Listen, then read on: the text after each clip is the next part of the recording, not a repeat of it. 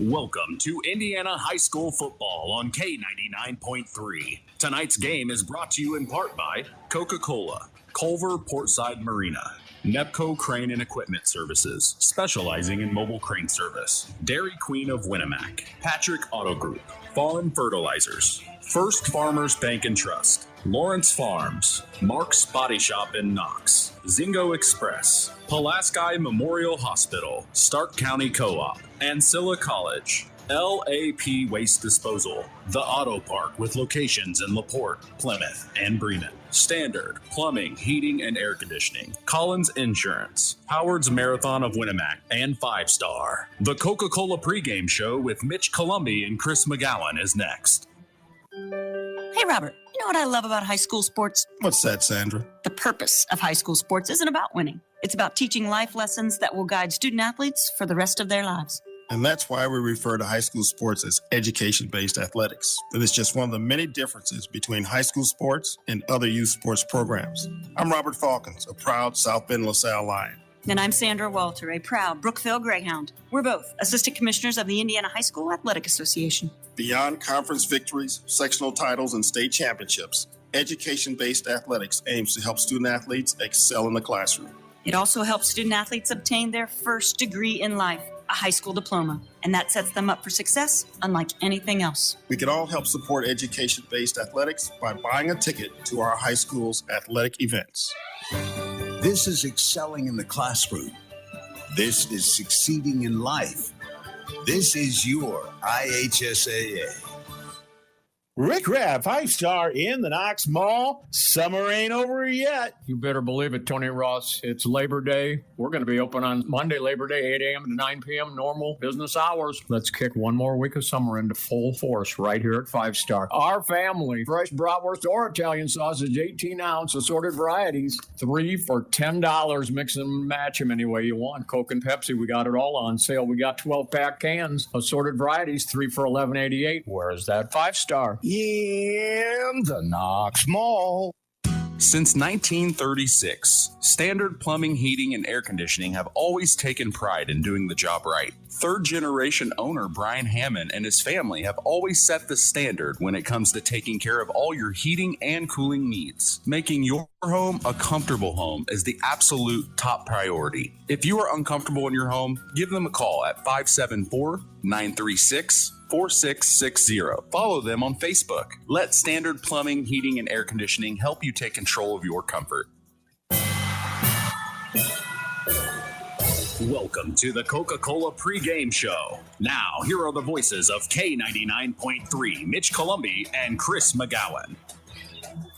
You are listening to Kankakee Valley Broadcasting's WKVI. Tonight, the Knox Redskins host the Culver Cavaliers. Both teams 1-1 heading into this Week 3 matchup as we are set. For the last 57 years, we've experienced sports broadcasting greatness. For that, we tip our hat to Harold Welter and thank him for his dedication and service to local high school sports. Thank you to our in-game producer, Marilla Schaefer, who is back at KVB headquarters, making sure we are broadcasting out to you live. Down on the sidelines, getting all the inside information from the field, our sports analyst, Chris McGowan. I am Mitch Columby. The tradition continues. This is Indiana High School Sports on Kankakee Valley Broadcasting's WKVI. And we welcome you to Community Field here in Knox, Indiana, 46534 as Week 3 of the 2022 Indiana High School football season gets underway. It's another gorgeous day for football as both teams are on the field getting warmed up and ready as we are set to continue the new era of Kankakee Valley Broadcasting Sports on WKVI 99.3 FM and around the world, streaming live on WKVI.com. Chris, as we get ready for Week 3, coming off a tough loss for the Redskins last week, where it came down to the last play of the game, and then, of course, the Cavs end up winning their game. What do you think each team's motives are going into tonight's matchup? Well, for the Culver Cavaliers, build on the momentum they built last week with the big win over South Satellites. For Knox, you can't get caught looking ahead, after the gut-wrenching loss they had last week. and knowing next week you've got one of the biggest rivalries in the state of Indiana, you can't look past the Culver Cavaliers tonight. So Knox has just got to come out, maintain focus, and bounce back from that loss last week. As we look at the stat leaders for the Cavs on offense, starting senior quarterback number 1, Jason Cattle, has thrown 2 TDs thus far heading into week 3 and 0 interceptions with a total of 140 yards. For the Cavs, receiving junior receiver number 12, Ryan Beam, has 5 catches for a total of 73 yards. The rushing attack looking strong from senior fullback number 40, Shane Schumann, with 52 carries for a total of 244 yards. And, of course, don't forget about his 4 TDs thus far into the season. Chris, I watched this team in practice on Wednesday, and let's just say that defensive line is fast off the ball. I think they are prepped and prepared for the Redskins' running attack that we all know can be lethal. The question is, though, Chris, can the Cavs hold down the likes of an Xavier Roman or a Jake Conroy or a Miles McLaughlin? Heck, even the senior quarterback, Cohen Watson, has shown his running ability. The Redskins have 4 guys that can all be a threat just out the gate. If you're Mike Zahner, Chris, what do you do tonight to thwart that Redskin offense? When you don't stand in front of them, you kind of move the defensive line. You slant either to the tight end or to the strength, or you slant away from the strength, play mind games. You just can't let the offense get comfortable with where you are lining up defensively. So you play some games, you may line up in a certain gap, but then you slant to the gap to your right or to your left. So, again, not allowing Knox offensive linemen to get comfortable with where you are lining up. So, again, to me, for Culver, can they match Knox's physicality? Culver has been known to be a physical football team the last several years. So, not only can they meet Knox's physicality, but can they beat Knox's physicality? You're listening to the Coca-Cola pregame show, as today's broadcast is sponsored in part by Coca-Cola. Buy, drink, smile, Coke. We'll be back after these messages as the Pulaski Memorial Hospital injury report is next. You've been listening to Kankakee Valley Broadcasting's WKVI. Coke knows there's nothing better than the beat of the summer. The beat begins in a simple and mellow place, from low-key to hyped up. So we're helping you and your friends drink it all in with 100 days of the artist's experiences, tracks, and concerts with the best names in music, all at Coke Studio. Drink, scan, and enjoy your Coke so you never miss out on all the amazing offers we're dropping this summer. BP gasoline with Invigorate helps clean your engine and can give you more miles per tank. Continuous use may result in the following pleasant side effects: excessive smiling, feeling more relaxed, taking more drives just because, volunteering for carpool twice in a row, and bragging to your friends about how you use our best fuel ever. To find out if BP gasoline with Invigorate is right for you, stop by your local station to discover our best fuel ever. Versus minimum detergent gas. Average restored 3 to 5 miles per tank, based on fleet testing and based on what you drive and how you drive. High school sports brought to you by Zingo Express. Who's in? Who's out? It's the Pulaski Memorial Hospital Injury Report with Mitch Columbi. Mitch? Thanks, John. Only one injury to report tonight. Hayden Binkley for the Knox Redskins has a little bit of a knee issue tonight. Other than that, both the Cavs and Redskins are ready for Week 3 football action. That is your Pulaski Memorial Hospital Injury Report. We will be right back and hear from the coaches as the Marian University Ancilla College Coaches Corner is next. You're listening to Kankakee Valley Broadcasting's WKVI. This presentation of our area's local high school sports is sponsored by Pulaski Memorial Hospital in Winnemac. Pulaski Memorial Hospital is dedicated to providing excellent health care to improve the health and quality of life for the people and the community they serve. They will meet the community's needs and exceed their expectations by creating the best possible health care experience. For more information of the services they provide, call 946-2100. The Stark County Co-op has been a member-owned farm services co-op in Stark County since 1928. That's over 90 years, and they're still providing the same quality agronomy services to the farming community of Stark and surrounding counties. The Stark County Co-op is an LP and fuel provider. The Stark County Co-op purchases grain at both locations, Hamlet and Browns. You can reach them by phone at 1-800-782-3392, the Stark County Co-op. Let's talk with the coaches on the Ancilla College Coaches Corner with Mitch Columbi.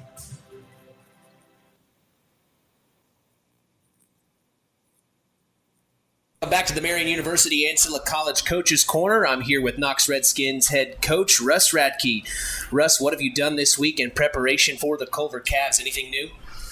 Probably just trying to get more kids into the game to give us more aggressiveness. I think that some of the kids wore down in the third and fourth quarter, specifically one or two that were going both ways, and I think it kind of hurt us a little bit. So we're going to try to say platoon as much as we can and stay aggressive.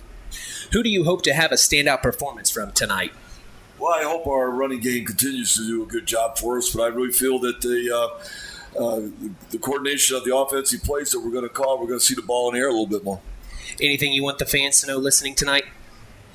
Well, we appreciate the fact that they're here, and home field is so important for us to keep this rolling into the playoffs. And I think that the community saw a surge last week, that there was a lot of good things happening, and sometimes it just isn't a W on the board when you're over. But it was exciting, and they had fun, and I think they'll have another good time tonight. Coach, I appreciate your time. All right, appreciate it much. You've been listening to Russ Radke, head coach for the Knox Redskins. This is the Marion University's Ancilla College Coaches Corner. Stay tuned for head coach Mike Zahner of the Culver Cavs coming up next. You're listening to Kankakee Valley Broadcasting's WKVI. Welcome to Marion University's newest location, Ancilla College of Marion University. Marion's newest campus location in Plymouth is your home for an on-campus college experience. From living in the dorms to being a collegiate student-athlete, Marion University is ranked third most innovative Midwest university by U.S. News and World Report. For more information about our 2- or 4-year degrees, go to www.marion.edu/Ancilla. That's www.marion.edu/Ancilla.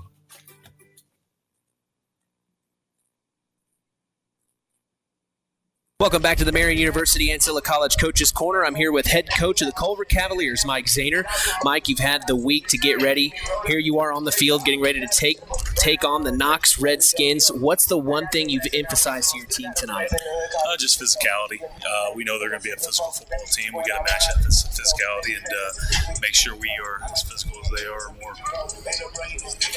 Who are you hoping to have a standout performance from tonight? I hope everybody. I hope it's a team. It's going to take a team win, team performance to have a chance to win this football game for us. And we've had a lot of individuals step up, and when we play as a team, we're tough to beat. And it's going to take everybody, all 11 on the field at one time, doing their jobs to make sure we get the job done. Anything you want the fans listening who are traveling here tonight to know? Just show up, man. This is a great atmosphere. It's a beautiful night for football. We've got a lot of great kids playing football on both sides. They deserve your, everybody's showing up and playing. Listen to the radio on your headphones in the stands, and show up and show out. And, this is the best time of the year, man. $5, $6, whatever it costs to get in. There's not a better price, a ticket price out there to go get to see some quality entertainment for guys that work their butts off all week and get to play on Friday. Hey, Coach, we appreciate your time. Thank you. Appreciate it. Thank you. All right, that's head coach Mike Zahner of the Culver Cavaliers. You're listening to the Marion University Ancilla College Coaches Corner. Stick around. We've got more coming your way. The Auto Park Keys to the Game is next. You're listening to Kankakee Valley Broadcasting's WKVI. Culver's Portside Marina handles all water recreational needs. When it comes to pontoons, Godfrey leads the industry in performance and quality, and Portside Marina has it in stock. From sampan, aqua patio, and sweetwater pontoons, if you're looking for a family boat, Culver Portside Marina can help. Located at 514 West Mill Street in Culver. Stop in or call them at 842-5000. Culver Portside Marina. Time now for the Keys to the Game, sponsored by the Auto Park with locations in LaPorte, Plymouth, and Bremen. Once again, here's Mitch Columbi and Chris McGowan. All right, we are back here at Community Field in Knox, Indiana. Chris, the Auto Park Keys to the Game. What are your keys to the game? Again, I've already mentioned them. Knox, you can't get caught looking ahead to next week with North Judson on the schedule. You got to take care of business tonight for Culver, build on that momentum, take care of the football, and for Culver, their best defense is a good offense tonight. Keep that Knox offense off the field.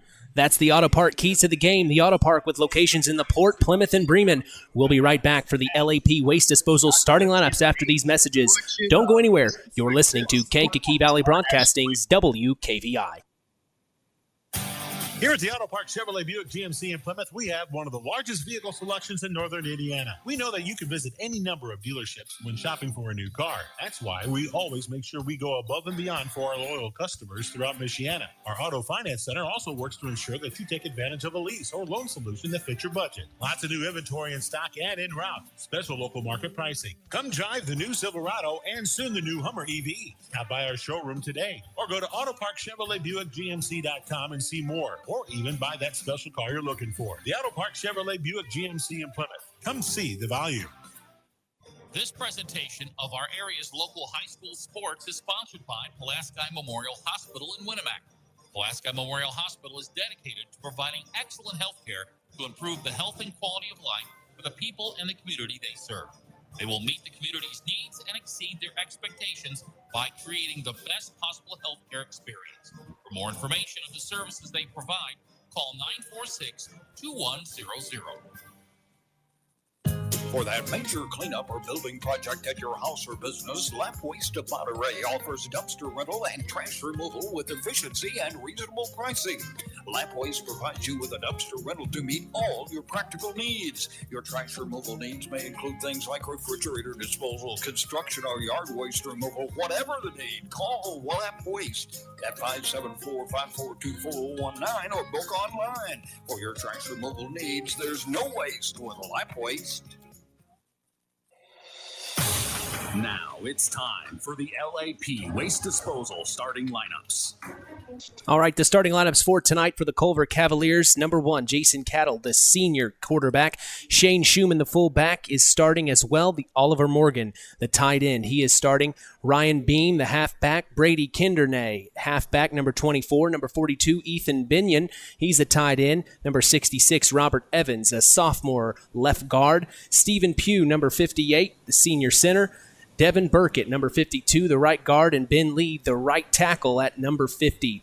For the defense of the Cavs, Stephen Pugh, Theron Carrington, number 20, Devin Burkett, number 52, the senior, number 50, Ben Lee, the senior, number 33, Braden Molbash, the sophomore inside linebacker, number 40, Shane Schumann on the other side of the ball, the inside linebacker, he's a senior, number 42, Ethan Binion, a sophomore outside linebacker, number 5, Oliver Morgan, the senior outside linebacker, and, of course, Jason Cattle, he is the senior center on defense. Number 24, Brady Kinderday, and also number 12, Ryan Beam. Both teams have players on both sides of the ball. Now for the Knox Redskins on offense, tight end Alex Wackel, offensive tackle Isaiah Jones, offensive guard Landon Howard, center Keaton Fost, offensive guard Brandon Manuel, offensive tackle James McNeil, tight end Eric Griffo, QB the senior Cohen Watson, number 12, running back Jake Conroy, number 5. We're going to hear him tonight a lot. Running back Xavier Roman, number 20. We're going to hear that name a lot tonight.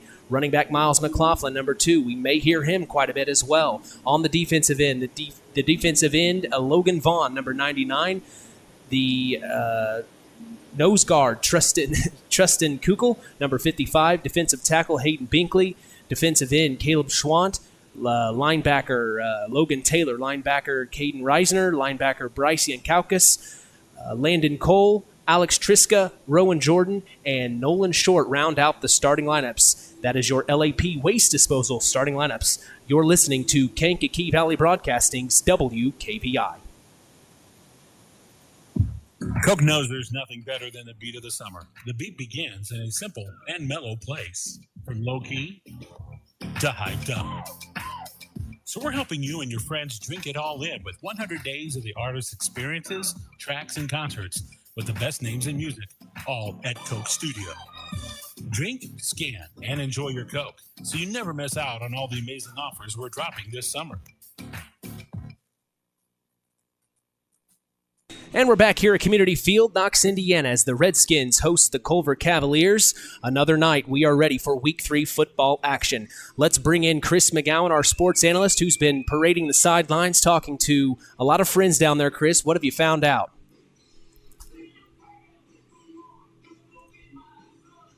Again, just ready to get this thing started. Knox won the toss and they elected to receive.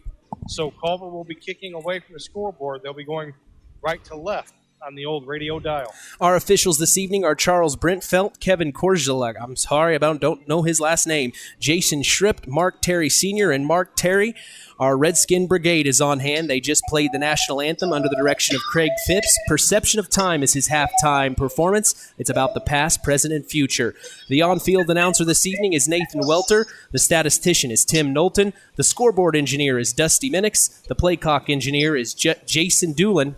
And we are set for Week 3 football action as both teams' captains are out shaking hands. Of course, the pleasantries now. It'll change here in the next few minutes. Yeah, the old backdoor rivalry here with Culver and Knox. So, again, always been a physical contest, and, Knox just got to come out. Like I said, they can't look ahead to next week with North Judson on the schedule, one of their big rivals. So, again, come out and just set the tone early if you're the Redskins. Yeah, tough loss. We were here last week for that one. 48-46 came down to the last play for the Redskins. They're going to want to come out a lot stronger tonight. You heard from Russ Radke in the coach's corner. He said he really wants to put on a show for the fans tonight and redeem that into the game last week and make it a big win tonight. If you're on the other side of the ball, though, the Culver Cavaliers, Mike Zahner, like I said in the pregame show, that defensive line is coming off the ball real quick, so they know what Knox has in store for them tonight. It's just whether or not they can make it happen. Yeah, it's kind of funny hearing Coach Radke say he wants to entertain the fans tonight. That game last week was very entertaining. Knox just came up short, but, if you like offensive football, last week was the game you wanted to see, so I kind of cringe at what they could have in store tonight. Well, we will see, as the Knox Redskins offensive unit is very strong, but the Cavs defensive unit is ready for it, and we'll see if they have prepared correctly for this Redskin team. So we're set. The Knox Redskins are in red jerseys, red helmets, looks like navy blue trousers. And then on the other side of the field, the Culver Cavaliers, white jerseys, black helmets, and black pants, as they will be going left to right on your radio dial, as Chris said.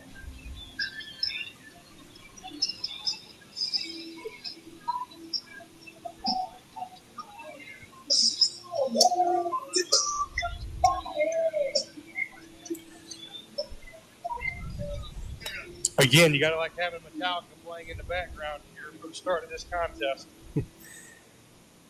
Absolutely. Metallica, great band. Gets the juices flowing here for Friday Night Light action. Knox needs to be ready for an onside kick. Culver's been known to start the game right out of the bat, just trying to build that momentum.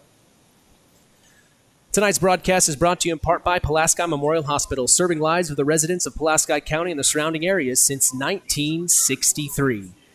Looks like number 40, Shane Schumann for the Culver Cavaliers, is set and ready to kick. It's up, it's away, it's not a very deep kick. Looks like it goes to number 24. Logan Taylor he's still got it. He's at about the 40-yard line, and he's tripped up all the way to about the 46. Logan Taylor. Yeah, did a good job of keeping those feet churning. Actually was stopped. He actually carried a Culver defender there for a good 8 or 9, 10 yards. So Knox with excellent starting field position. So it'll be 1st and 10 for the Knox Redskins as the quarterback, senior quarterback, Cohen Watson, is out ready to lead his team down the field. Looks like that's the freshman, Miles McLaughlin, standing next to him. Yeah, double tight end formation here for the Redskins with a wing back. 1st and 10 on the 47. Watson takes the snap, hands off to McLaughlin. Up the left side, he's got maybe 2, maybe 3 yards before the Cavs stop him right there. Actually, an unbalanced look there for the Redskins. And they pulled the backside guard, had the wing back come up, double lead block, so a lot of bodies in front of that football. So Culver, again, up front defensively, doing a good job with that physicality, only limiting McLaughlin to 2 yards. So 2nd and 8, he gained 2 on that play. Just shy of the 50-yard line. Watson from shotgun takes the snap, Fake hands off, keeps it himself. He's running up the middle, now to the right. He's over to about the 40, the 35, going 30, 25, 20, and he gets knocked out of bounds. And it looks like that was number 10 of the Culver Cavaliers, Emiliano Ortiz, with the tackle. Yeah, just a quarterback counter there. Ran the play fake of the play they ran before on first down, and Cohen Watson just kept the ball there, designed run all the way, and had a huge hole there on the right side. So again, Knox in business here early on in the first quarter.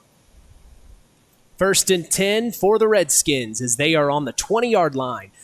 Culver Cavaliers are hoping to keep them from getting a score, but here come the Redskins. Watson from shotgun takes the snap, hands off. It looks like that is McLaughlin again, but a flag is on the play. Yeah, false start there on the Redskins. So back Knox up 5 yards. So it'll be 1st and 15 for the Redskins. Well, penalties were part of the issue last week. We saw the Redskins have a couple of moments where they had to get pushed back. Hopefully that doesn't seem to happen too many times tonight, as penalties can be the problem in the end.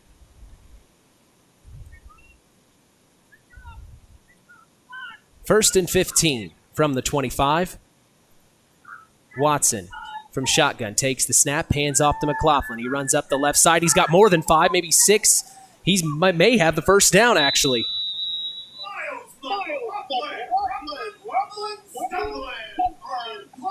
Pick up about 8 or 9 yards there, so it's going to be 2nd and 2. That's a good run from the freshman, as he's going to get a break. It looks like Conroy, the sophomore's in for him now. Boy, what a nice luxury to have for the Redskins. You replace the freshman with a sophomore who's just as good, just as talented, and might be one of the fastest kids on the field. And that is exactly what Mike Zahner and the Culver Cavs have been practicing for all week to stop. Here he goes. Cohen Watson takes the snap, hands off to Conroy up the right side. He's got to about the 5-yard line, and he's pushed out of bounds. That looks like it was number 32 of the Cavs, Ian Brown.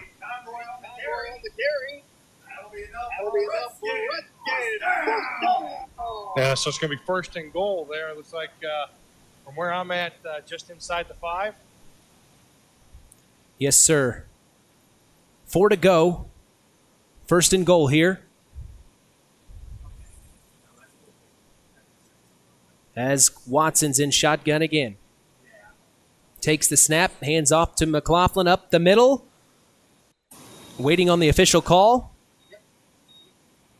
Looks like a little short, it looks like. Spotting him just a little short. Just base power play right up the gut there from McLaughlin. You can see him bounce off about 2 or 3 defenders there. But again, Culver doing a good job of bending and not breaking.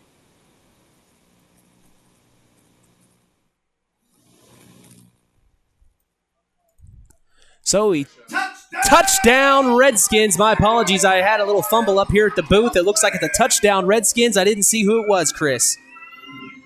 It looked like Miles McLaughlin there went over the top to punch that ball into the end zone. So Knox so far has went for 2 every play last week after every touchdown last week. So I wouldn't think that things would change this week. So the first touchdown goes to the Knox Redskins as they are up 6-0. It looks like they're continuing with their 2-point conversion for week 3. Watson takes the snap, keeps it himself, runs right up the middle, and he's going to get the 2-point conversion, one he wishes he had back from last week. Yeah, fake the jet sweep and just right up to inside the tackle there. So, again, Knox scores, goes for 2, and hey, they're up 8-0 here with 9:21 left to go in the first quarter. Well, we're going to keep it here as tonight's broadcast is brought to you in part by Marian University's Ancilla College. If you are looking for a place to continue your education, visit marian.edu/Ancilla. Also by the Auto Park with locations in the Port, Plymouth, and Bremen. So the Redskins are up 8-0 with 9:20 to go here in the first quarter. And a pretty good offensive set there from the Redskins, I'd say so, Chris. Yeah, did exactly what they needed to do. Great start to this game. Opening kickoff, march it down the field, punch it in, get 2. So start building towards next week, but take care of business tonight.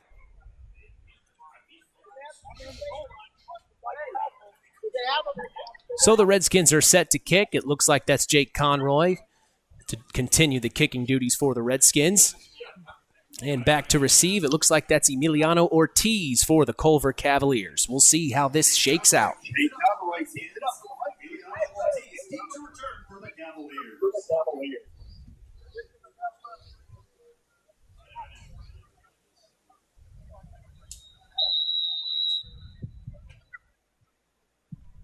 And the kick is up and away. Here comes Ortiz. He receives it at about the 18. He's up to about the 40, 45-50. And he's tackled right at about the 51-yard line. That looks like that's number 4. I can't tell the number, Chris. Can you see? Number 99. That's Logan Vaughn. So, yeah, great opening kickoff return there for the Culver Cavaliers. Emiliano Ortiz taking that short kick. He caught it. He was already on a dead sprint when he caught the ball. So, again, just was able to get to the outside. Knox not doing a very good job containing that kickoff return. And so a great return there for the Cavs, and they are in business here, 1st and 10.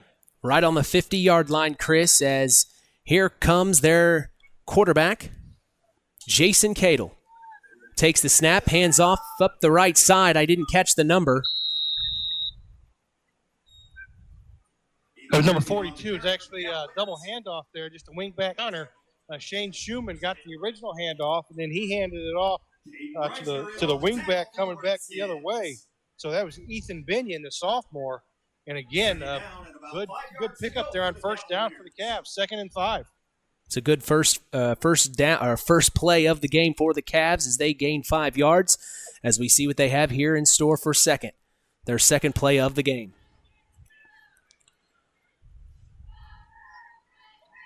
Cadle in shotgun takes the snap, hands off to Schumann up the left side. He's got maybe 3 yards, and we're going to hear Schumann's name a lot tonight. I tell you what, Shane Schumann seems like he's been playing for forever. That's a kid I wouldn't want to see running at me with a full head of steam, that's for sure. No, he's a big guy, and when you look at him, it's a fullback, not a running back. He is listed as a fullback, one of the dying positions we see in football today. But he's got the speed to be a tailback, that's for sure. Absolutely he does. All right, Cadle takes the snap, hands off to Schumann up the middle again. It looks like he's going to get the first down and maybe a couple more as he gets to about the 35, maybe 6-yard line. Yeah, just an inside trap there for the Cavaliers, picking up that first down. So fresh set of downs here. Knox up 8-0 with 7:43 left in the first quarter, and the Culver Cavaliers on the move. Well, it's good to see the Cavs come out strong here after that disappointing first drive on defense. Hopefully they can tie things up here for the Redskins, or for the Cavs, excuse me. All right, Cadle in shotgun takes the snap, hands off to Schumann. Schumann back to Binion again, the same play as earlier, and the Redskins saw it all over the place.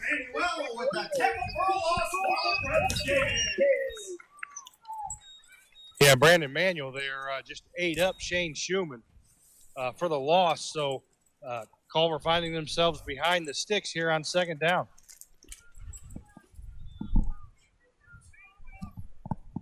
So it'll be 2nd and 12 here, just past the 7-minute mark here in the first quarter. Redskins 8, Cavaliers 0, as the Cavs look to score here on this drive. They are on the 40-yard line.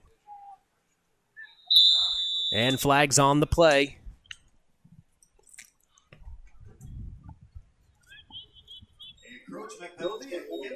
Offsides on the defense. I didn't see anybody move. Somebody must have lined up in the neutral zone. So going to give 3 yards back there. It was 2nd and 12. Now it's going to be 2nd and 7 for the Cavaliers. So 2nd and 7, ball on the 34-yard line.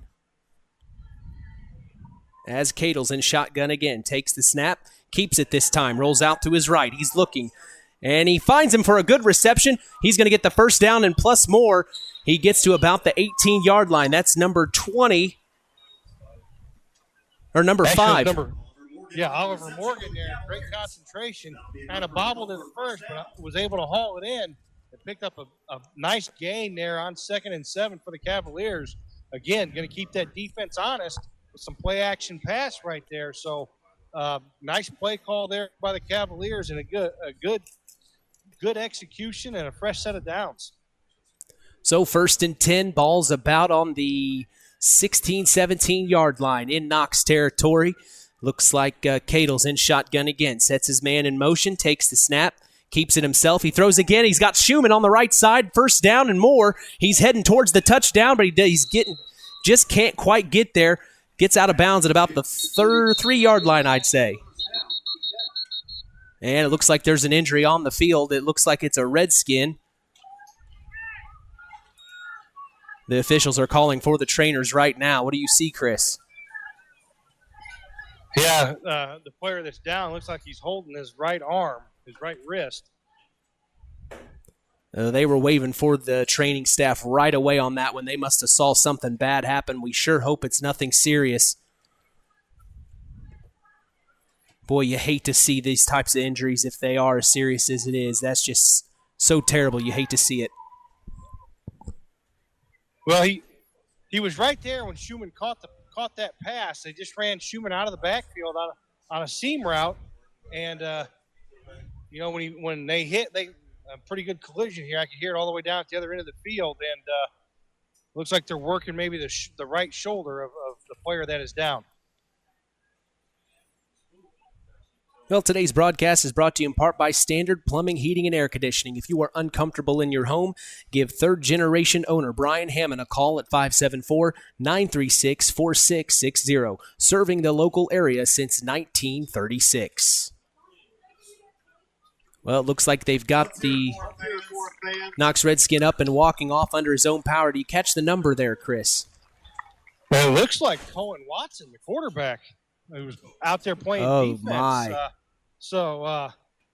Right shoulder. And that just might be a burner, one of those deals where you get hit just right and you pinch a nerve in that shoulder. And you want to talk about a burning sensation all the way down the right side of your body. It's a weird feeling, but it's something that goes away in a few minutes. So hopefully he's able to work that out and able to throw the football here on offense. We'll keep an eye on him as the backup is number 9, Rowan Jordan, see if he gets ready for his first action here in Week 3.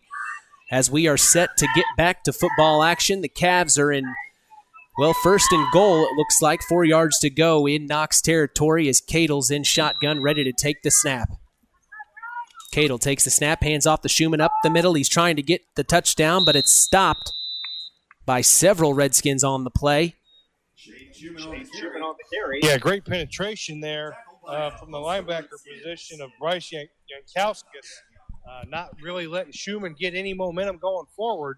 Now, he was still able to fall forward for about a yard, but again, just great penetration there by the Knox front 7 to stuff that play before it ever really got started.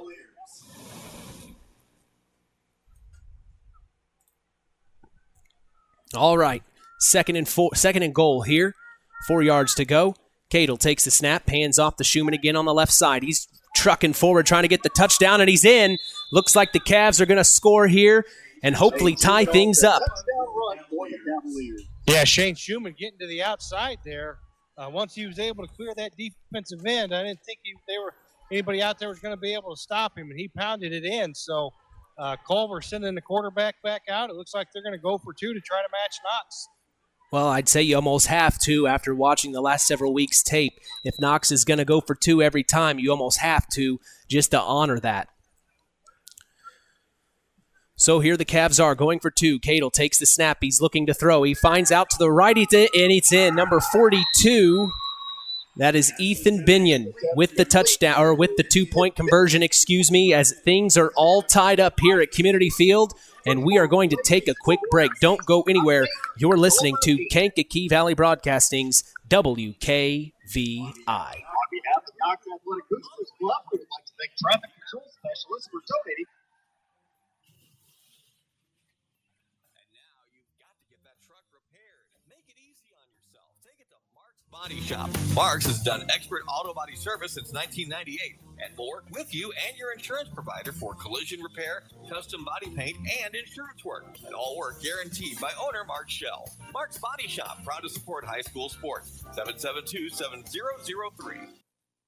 And we're back here at Community Field in Knox, Indiana, as the Redskins take on the Culver Cavaliers. All things are tied up here. Chris, what do you see from both teams you've been excited about thus far? Just a great answer there by Culver. I tell you what, for Knox to go down on the opening drive and 5 or 6 plays, punch it into the end zone, and then Culver to match that, great confidence builder for the Cavaliers that they can play with this Knox team.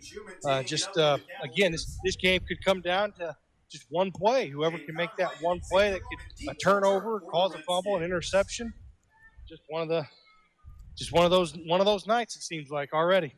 So the Cavs are set to send this the Redskins' way. Here comes Schumann, ready to kick. As he will be kicking left on your radio dial, Redskins returning right. The kick is up and away. It looks like that's Conroy who's going to return. He's up to about the 35, now to the 36, maybe the 40, as he's taken down at the 41. Pretty good return there. Yeah, but better coverage there by the Cavaliers. Kind of shocking they actually picked with the Conroy. But again, just great discipline by the Cavaliers, staying in their lanes, not allowing him to bounce that to the outside and just squeezing it down. So Knox here in a tie game, 8-8, 5:26 left in the first quarter. Got a long way to go here to punch this one in. So it looks like Watson is doing okay. It looks like he's back out there to do the quarterback duties on offense. Yeah, just a stinger there in the right shoulder, just what I'd said, just a burner. So, again, just in time, that just kind of works its way out, and he's back there at quarterback.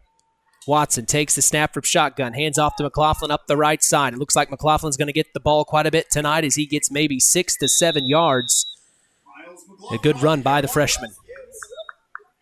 Tell you what, McLaughlin did a good job bouncing that to the outside, but looks like Knox there at right tackle got away with the hold. So that's something that might be looking forward to being called here as the game moves on. But Knox was the benefit of the non-call there. So 2nd and 1, 1 yard to go for the first down here as the Redskins line up at the 44, maybe the 45-yard line. Watson under center this time. Takes the snap, hands off to Xavier Roman on the right side. Roman keeps going. Looks like there's a flag on the play, but Roman's going to keep on trucking. He's going to get the first down and more. Let's see what the flag is. That's usually in the indication of holding, but that was actually an illegal shift. Had 2 guys moving at the same time for the Redskins, so that play is going to come back. Well, that's unfortunate. Xavier Roman really came off that handoff real quick. He had a really good week in practice. I saw him on yesterday. Yeah, it's a big physical kid. Got good wheels, a high motor. Showed great patience on that run right there. It's just a shame that has to come back because of the illegal shift.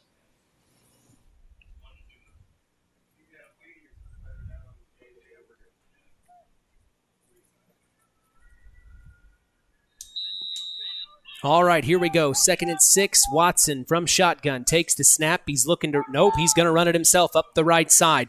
He's got to the 45, the 50, the 52, maybe the 55 before he's shoved out of bounds. Looks like that's number 50, Ben Lee for the Cavs.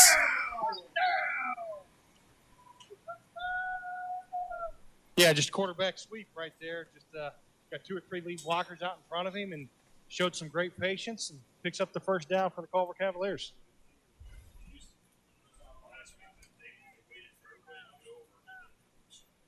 Coming up on 4 minutes to go here in the first quarter, 8-8, all tied here from Community Field. Looks like it's 1st and 10. Takes the snap. Watson hands off up to Conroy up the middle. He has maybe 4 yards on the play. Yeah, did a good job of putting that right foot in the ground and cutting that back to pick up about 3 or 4 yards there for the Redskins.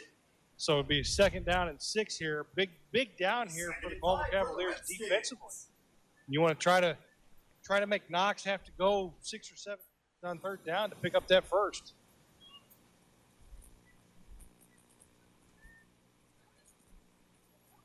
Five yards to go to the first down.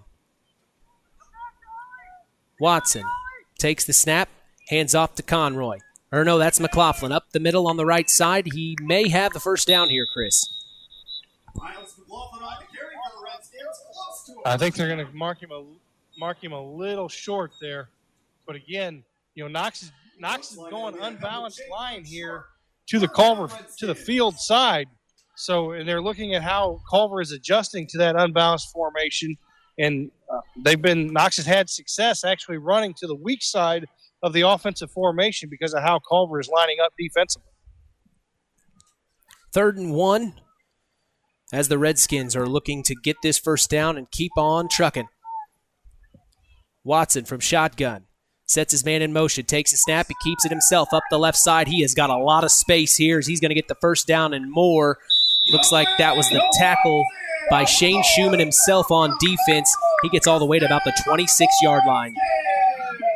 Yeah, quarterback counter there. The Jets sweep. Had back linemen pulling in front of the quarterback. So, again, Culver's got to do a better job of reading their keys. Can't get caught up watching all that backfield action going to the right when you got 2 linemen from the backside pulling to the left. They're not going to pull linemen from the backside and not run behind them. All right, 1st and 10. Watson takes the snap. He pitches out to the right. It looks like that's Conroy. He's got a little bit of room. He may have the first down on the right side before he's knocked out of bounds by number 7. That's Hayden Parker for the Cavs.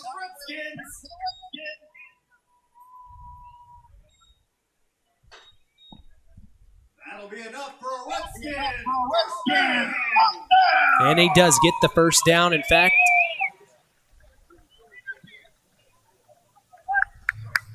tell you what, you got to love that emphatic first down call by Nathan Welter. Yeah, he does a fantastic job as always. As we're just past the 2-minute mark here in the first quarter. Watson from shotgun takes the snap, hands off to McLaughlin up the middle. He's got maybe 4 or 5 yards. That's another good run from the freshman. Again, this is where Culver needs to buckle down, and you can't get blown off here. Maybe start doing some movement up front, not letting these offensive linemen feel comfortable with where they are lining up. I think they need to do a better job of recognizing when Knox is unbalanced and when they're too tight. So give Knox all the credit in the world for mixing it up offensively. 2nd and 6. Looks like the ball's around the 10-yard line. Watson takes the snap. He fake hands off, keeps himself. He's running up the middle. Looks like that shoulder is just fine as he takes a big hit at about the 3-yard line. So, yes, it'll be 1st and goal for the Redskins inside the 5 once again. And, boy, this game is feeling kind of similar to what we saw last week. Yeah, right back and forth action. The Redskins score first, and the Cavs score. Now the Redskins are knocking on the door again, just under a minute. 45 seconds to go here in the first quarter. Watson takes the snap, hands off up the middle. It looks like that's McLaughlin, who's going to get another touchdown. Miles McLaughlin is doing a fantastic job. Touchdown, Redskins. And I tell you what, Knox is doing a great job keeping Culver off balance defensively. You got to be able to defend the entire field because you don't know which way the ball is going to go. They may run the jet sweep, they may run the toss, they may run the quarterback counter, they may just run power. That was just a base handoff there to McLaughlin and powered his way in from 3 yards out. So the 2-point conversion. Watson under center takes a snap, pitches out to Conroy on the right side, and he's in. He gets the 2-point conversion. As there's a little extracurriculars going on between Miles McLaughlin and number 10, Emiliano Ortiz of the Cavs. But they just shoved each other a little bit and moving on. And just like that, 16-8, Knox is back in front with 41 seconds to go here in the first quarter.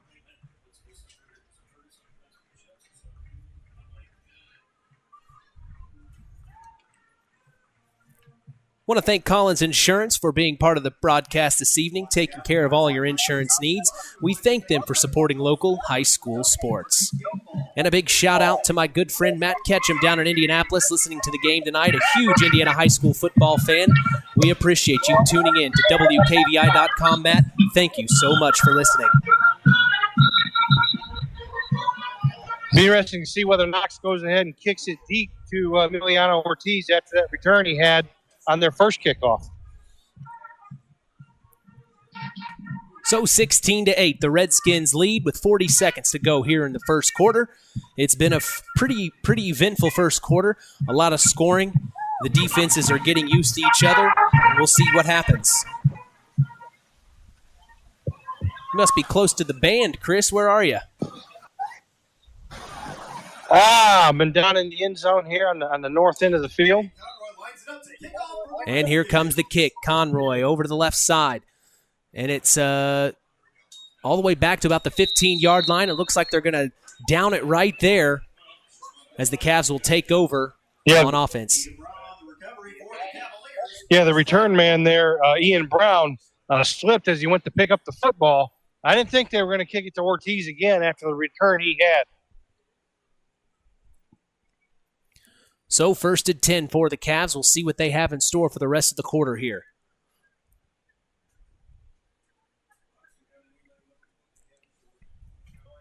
Well, I tell you what, they moved the ball pretty easily on that first drive. Let's see if they can have the same success on their second. All right, 1st and 10 for the Cavs. Cadle takes the snap. Looks like that's a new one. Number 12, that is Number 12, that is Ryan Beam, who had the handoff, but the Redskins had him stopped. They didn't get very far on that one, Chris. Yeah, jet sweep there, and Knox doing a good job of stringing that out, not letting him get the corner. So looks like Culver may let the quarter run out here, and at the end of the first quarter be down 16-8. Well, we appreciate you joining us here on Kankakee Valley Broadcasting's WKVI. As the new sports era of Kankakee Valley Broadcasting Sports is underway, Week 3, I'm Mitch Columby. Along with us is sports analyst Chris McGowan down on the sidelines getting all the inside information. We're going to take a quick break as the end of the first quarter, 16-8, Redskins lead the Cavs. You're listening to Kankakee Valley Broadcasting's WKVI. You have an appreciation for it. You grow up and work on a family farm on land that is shared by members of a family, all working together as a team. That appreciation grows even more. They know what it's like to work as a team to get the job done. At Lawrence Farms of Knox, Todd and Josh Lawrence and family support the local high school teams and wish them success all through the season. And we're back here at Community Field in Knox, Indiana. So glad to be with you. I'm Mitch Columby. Our sideline reporter, Chris McGowan, is down on the sidelines. And Chris, what have you caught from both sides of the field as you've been down there tonight? Just both teams excited about how they've started this game. Culver, they've got the ball here deep in their own territory, their second possession of the game. But they're feeling pretty confident with the way that they're able to move the ball in their lone possession there in that first quarter. So got themselves 2nd and 12 here. But again, both teams have started the way they wanted to start. It's just going to come down to, again, a costly turnover or a kickoff return, a play on special teams with the way this game is shaping up. How's the static, Chris? Is your static in your ear much better? It is completely gone now. Thank you, sir. All right, good. We want to make sure and get all the engineering technical glitches out of the way so we can provide you the best broadcast we can here at Kankakee Valley Broadcasting, as it is 2nd and 12 as Cadle takes the snap. He's looking to throw over the middle. It looks like he's got his man for a maybe 6-yard gain. Is there a flag on the play, I think?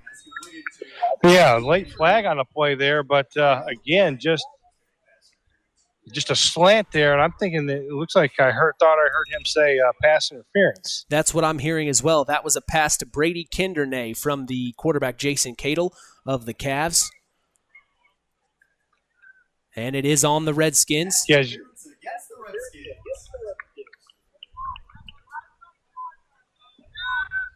So I'd imagine they would accept that penalty with only picking up 6 or 7 yards on first down there, or on second down. So looks like, they're going to walk it off here. But again, just a nice little slant route. Did a good job putting that left foot in the ground and breaking off that slant. And the quarterback there for the Cavs, the senior Jason Cato, doing a good job of getting that ball over the lineman and hitting him right between the numbers. So it'll be first. So that penalty is actually going to move the sticks. Yep, it'll be 1st and 10 for the Culver Cavaliers, as they're looking to match the intensity on the offensive end that the Redskins did their last drive. All right, quarterback Jason Cato from the shotgun takes the snap, hands off to Schumann up the right side. Schumann's got maybe 2-3 yards, and the Redskins are going to stop him.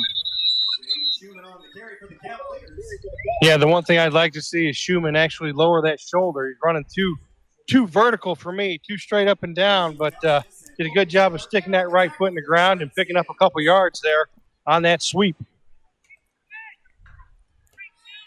So it'll be 2nd and 10, 2nd and 9, a gain of a yard on that play. Right around the 27-yard line.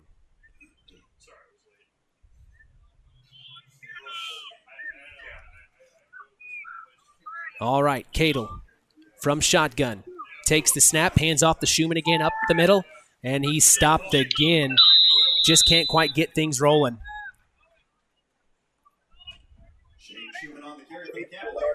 Yeah, again, a good play there by the Knox Redskin defense. Number 24 there, that was Logan Taylor, the junior, sticking his head in there and wrapping Schumann up, limiting him to a very minimal gain. So it's going to be 3rd and 8 for the Cavaliers with 10:40 left in the second quarter. 3rd and 9. The Cavs need to make a move here as Cadle's in shotgun again. Schumann to his left. As we'll see what the Cavs have in store here. Takes the snap, looking to throw. He looks to his left. He's throwing a bomb down to the left sideline. And unfortunately, that did not make its intended pass. That was number 12. Yeah, it was Ryan Beam. Yeah, it's Ryan Beam on a wheel route there. And Jason Cato, I think, threw that ball earlier than what he should have. But, again, it's a little bit different when you got all those big bodies coming at you. So we'll see our. But again, had the wheel route. I actually think he was open from my vantage point, but Culver actually going to line up the punt here. So we're seeing our first punt in 2 weeks, 14 days. Here comes the punt. Beautiful high arcing kick. And Xavier Roman decided not to touch it. He thinks he touched it. Mike Zahner's telling his guys to keep on running towards the end zone, but the officials are calling the ball dead. Mike Zahner's arguing he thinks it might have hit the toe of Xavier Roman.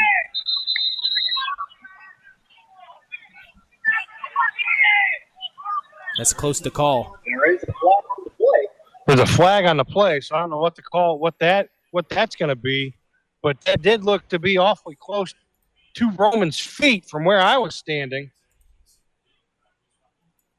And that's one of those plays, the Culver Cavaliers coaching staff, doing the right thing, telling their kid, because it bounced right up to him, to run it to the end zone, because you never know what the official's going to see.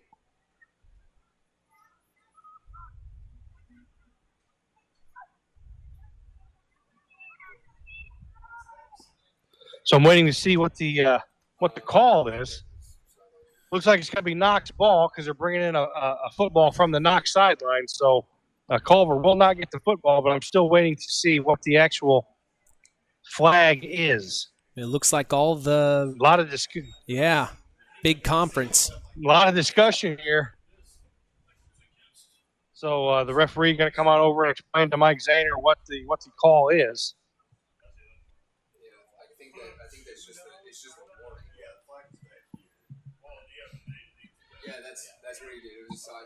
Well, I think we've got everything figured out. We're coming up on the 10-minute mark. The Redskins 16, the Cavs 8. It'll be 1st and 10 for the Redskins. Redskin ball, 1st and 10. Sideline warning against the Redskins. Oh, a sideline warning. That's one of those deals where the official likes to work up and down the sidelines, and sometimes the coaches get a little too close, and they may be in the official's way, so it's an automatic warning the first time. No harm, no foul. Just next time there will be yardage assessed. Watson from shotgun takes the snap, hands off to Roman over to the left side. Roman's going to have more than 7. He's going to get the first down and a little bit more. He's at the 40. He's at the 35 before he's knocked down by number 5, Oliver Morgan of the Culver Cavaliers. A good chase down by Morgan. Yeah, just Xavier Roman there in the jet sweep doing a good job of breaking a couple of tackles and getting down that sideline. You know, if you're Culver, you can't tackle him upstairs. He's a big, strong kid. You're going to have to hit him around the waist or the thighs to bring him down. So 1st and 10 for the Redskins. They are in Culver Cavalier territory once again. Watson in shotgun. Looks like he's got Conroy to his left. Takes the snap, hands off to Conroy. He's running up the right side. He's trying to get around. He does. He gets 5. Maybe, he's going to get the first down and a little bit more before he's wrapped up and thrown out of bounds. Again, that's 2 plays in a row now. We're not actually hit the outside. Culver doing a very good job of containing the outside run play for the Knox Redskins. Look for Knox to come back with something in between the tackles here on this next play. So 2 plays on this drive results in 2 first downs as the Redskins are looking to score once again. Watson in shotgun. Look like he's got McLaughlin out to his left, sets him in motion. Fake handoff to McLaughlin. He keeps it himself. Here comes Watson up the left side. He's at the 15. There's a flag on the play. Now he gets to about the 7-yard line, and we'll see what the flag was. Flag on the play. Again, they faked the jet sweep there and the design run for Watson the entire way. The backside guard and tackle pulling in front. Looks like there's going to be a hold here on the Redskins. So another penalty. So that's a 10-yard walk-off from the spot of the foul. Boy, and you watch Watson pull his socks up, all that work he just did for nothing. So it'll be spotted at the 30. Big hit Yeah, he takes a big hit, and now he's got to figure things out. One of the many things, maturity comes into play here. So the ball will be spotted on the 30-yard line, 1st and 20 for the Redskins.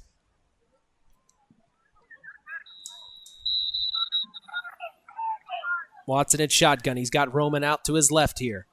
Takes the snap, hands off to Roman. Xavier Roman up the right side, and he's stuffed by a couple of Cavs there. That looks like number 32, Ian Brown with the stop. Tackle made by Brown. Yeah, Ian Brown and big number 52 there, Devin Burkett, was one of the bottom guys on that pile. Look for Knox here. We haven't seen them throw the ball yet. Look for them maybe to do some play-action pass. Well, we'll see what happens here as the Cavs got lucky with that penalty. This might end up helping them out, but the Redskins still, you never know. Any play can result in a score from them. Watson from shotgun takes the snap. He's running it himself up the left side. He got to the 30, now to the 35 before he's tackled by number 58. That is Stephen Pugh with the tackle. And he only gains about 2 yards. Yeah, senior defensive lineman doing a good job of getting down the line of scrimmage. He ran about 25 yards to bring Cohen Watson down for a 2-yard gain. Just a great hustle there by Pugh for the Cavaliers to put Knox at third and 15. So here we go, the 8-minute mark here in the second quarter. Watson taking it under center this time. It looks like he's got Conroy in the backfield. Takes the snap, fake handoff. He's looking to throw, just like you said, Chris. He rolls out to the right. Watson's got time. He's got Schumann on his heels, though, as he throws it deep. Oh, a couple of Redskins back there to get the catch, but it tips right off the fingertips of the receiver as Schumann was chasing Watson down really quick there. Yeah, 4th and 15 now, but I tell you what, Watson wasn't able to set his feet. Ended up rolling to the right. But on this backside, I tell you what, he had 45 for the Redskins wide open. There was nobody within 30 yards of him, but just missed it because all the defensive pressure forced him to his right.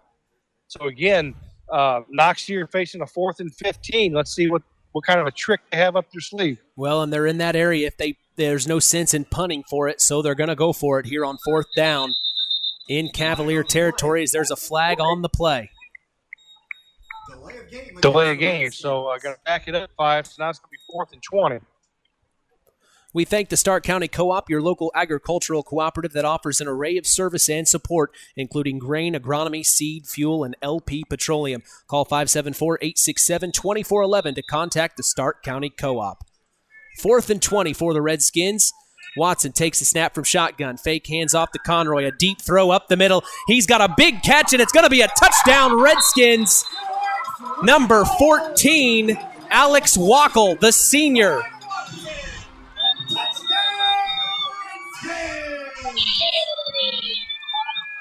Yeah, 4th and 20 right there, and Wackel just runs a seam route, and nobody for Culver picked him up, and touchdown Redskins. Big pass play from the senior quarterback Watson to the senior receiver. That, of course, was Alex Wackel. A great, great play, as that was the two seniors connecting to create a bigger deficit for the Cavs right now, 22-8. As it looks like we may have a timeout on the field. Yeah, timeout Redskins. Well, today's broadcast is brought to you in part by 5 Star. We thank them for supporting local high school sports and remind you to shop local. That's 5 Star in the Knox Mall. Well, Chris, we'll probably see the Redskins go for 2 again. That'll put them up 24-8 if they complete that. What are your thoughts if you're on the Cavs side of the field? You want to talk about a deflating play there. You get Knox 4th and 20. You got them right where you want them, and just some miscommunication on the back end of that defense, allowing Wackel to run that seam route. And, again, credit to the Redskin coaches that ran the same play that they just ran previously. And this time Watson threw it to the backside, and he was just as open as his 45 was on the play before. So both teams are back on the field, ready to go. It looks like the Redskins will be going for 2 as expected, as Cohen Watson, the senior quarterback, is under center. And it looks like Jake Conroy's in the backfield. Takes the snap, hands off. Looks like that's Miles McLaughlin for the 2-point conversion. He almost got stopped, but he gets in. A great run from the freshman. And just like that, 24-8, Knox, 7:39 left in the first half. At Patrick Auto Group in Knox, they finance your future, not your past, with buy here, pay here options. Give them a call at 574-772-7272. That's Patrick Auto Group. Well, 24-8, Chris, with just under 8 minutes to go here in the first half. The Redskins making quite amount of noise here in the first half. The 24 points is nothing to scoff at. That offense is ready and set to go tonight, wouldn't you say?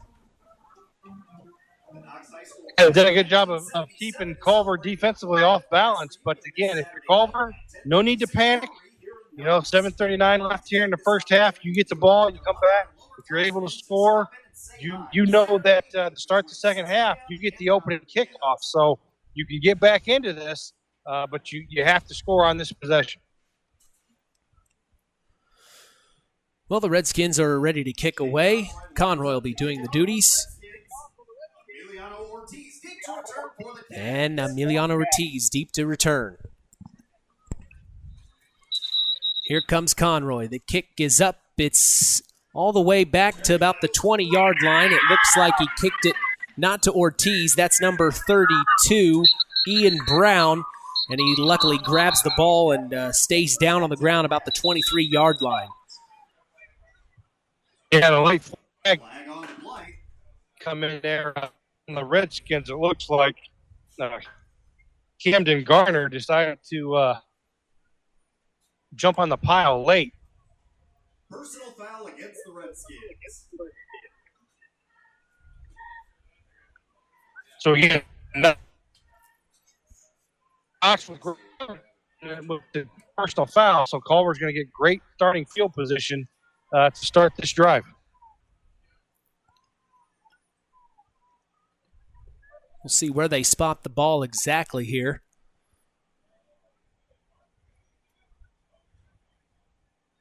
Should be about the 38-yard line. Yep, there it is, the 38-yard line. So they get moved up quite a bit there. Blessing in disguise for the Culver Cavaliers. I'm glad my math skills are coming in handy. Mine are terrible, as you've noticed the last few weeks. I just teach it for a living, so I'm good. First and 10 for the Cavs. Cadle takes the snap. He hands off. Then there's a flag onto the play. He handed off to Ethan Binion. It's going to be a false start on the Cavaliers, so back them up 5 yards. Culver not doing themselves any favors, making it first and 15. Well, if you're Mike Zaner, Chris, what are you planning to do here? Stick to the game plan. Ain't no need to change anything. You're having success moving the ball. You just can't give away free yardage like that with penalties, just undisciplined penalties. So you don't change anything just yet. You get down 3 scores, and you might have to start changing stuff. But right now, you can still stick to it because you get the ball to start the second half. So eat some clock here, get some points on the board, play a little defense, and get the ball back to start the second half. All right, first and 15, Cadle takes the snap, hands off to Schumann up the middle. He may have 4 yards on the play. It'll be maybe second and 11. Yeah, it looks like that play had some real potential there for him to squeeze that through there for a big gainer, but give the Redskins credit for filling that hole.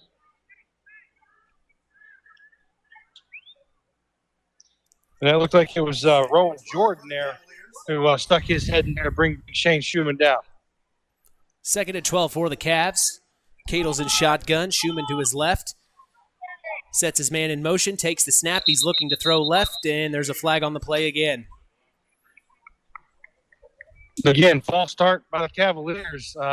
Back themselves up 5 more. So, again, going in the wrong direction just by the mental mistakes.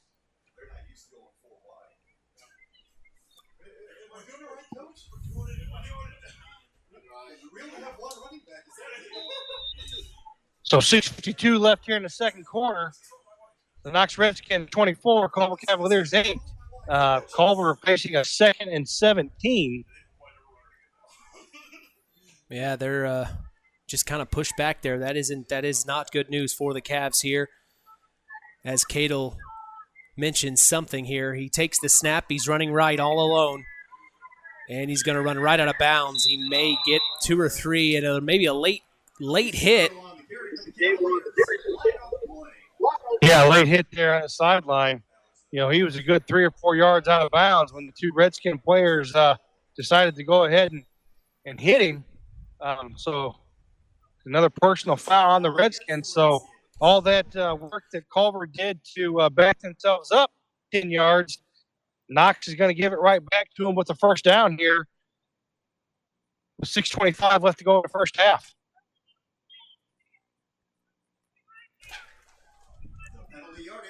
I like that play call by Culver. They had trips to the top of the formation, and they faked a bubble screen to Schumann, but Cadle kept that all. That was a run all the way, trying to get Knox to overload to all that action to the trip side. Well, that penalty gets them into Knox territory as they're at the 47-yard line. He hands off to Schumann on the left side, and he is going to get stuffed behind the line of scrimmage. This may be a loss. It could be a loss of a couple yards there. So, yeah, 2nd and 12. Rowan Jordan and Alex Triska in on the tackle for a loss. Again, if you're Culver, like I said, no need to panic here. Again, and you want to eat as much time on this clock as you can, but away with some points.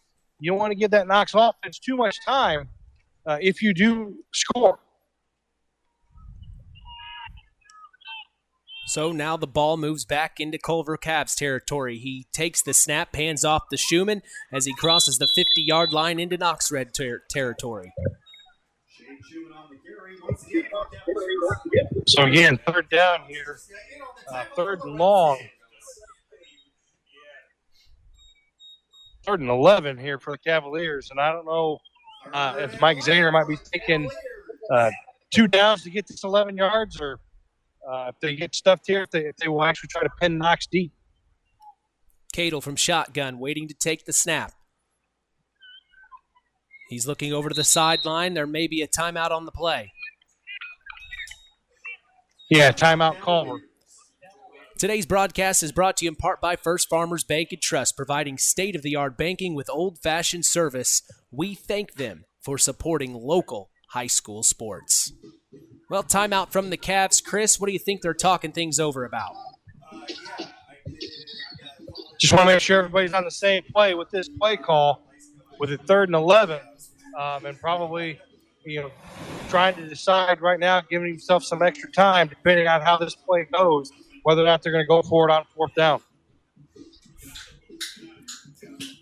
Well, we appreciate you joining us here at Kankakee Valley Broadcasting's WKVI. I'm Mitch Columbia, along with our sports analyst, Chris McGowan, as we're so happy you've joined us here on K99.3 WKVI. Well, hopefully during the halftime, Chris, we'll be able to catch everybody up on scores around the area, see what other high school teams are doing, as there are a lot of games going on in the area.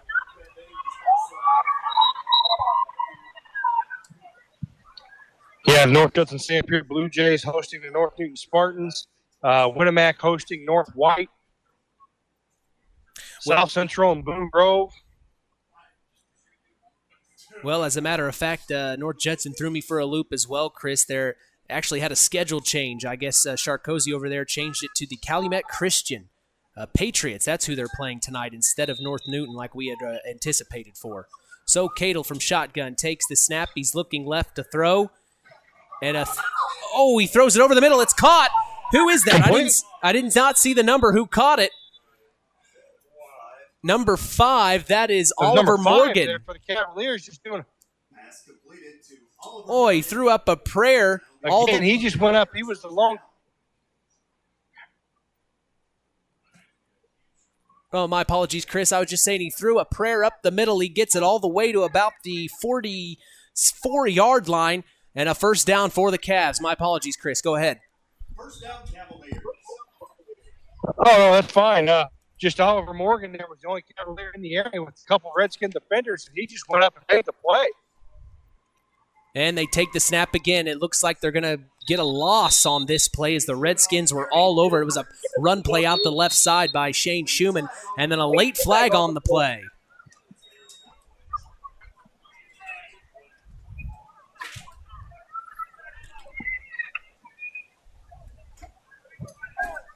Yeah, it looks like maybe some jawing going on after the play. Personal foul penalty against the Cavaliers.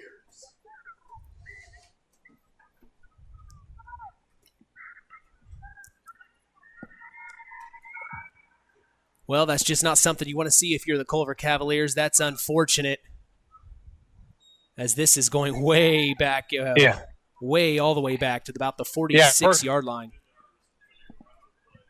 Yeah, personal foul there in the Cavaliers. I didn't see who it was on. Just looked like there was some jawing after the end of that play, so it's going to be second and eternity here for the Cavaliers. Well, second and 25. Ball on their own 46-yard line. Here come the Cavs. Cadle in shotgun takes the snap. He pitches over to number 12, and they are stopped immediately.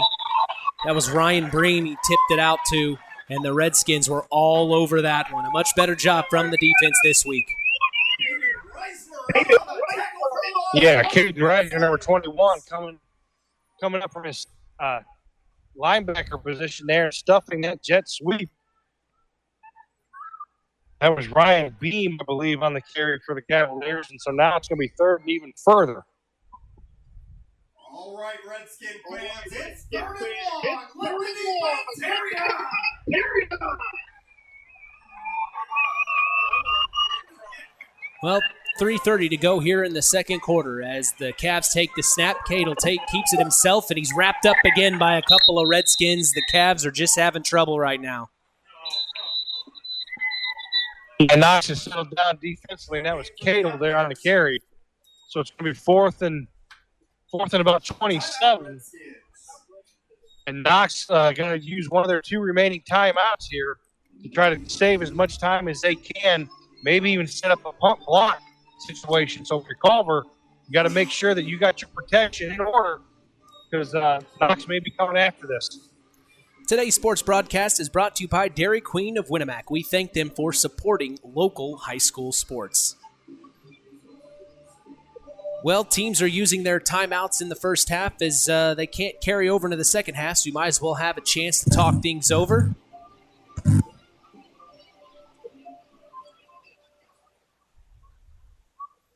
As this second quarter is counting down about 3 minutes to go, 24-8, the Redskins lead the Culver Cavaliers. Game ball tickets to be purchased here at concession stand during the first half of tonight's game. End of halftime. Thank you for supporting Knox Athletics.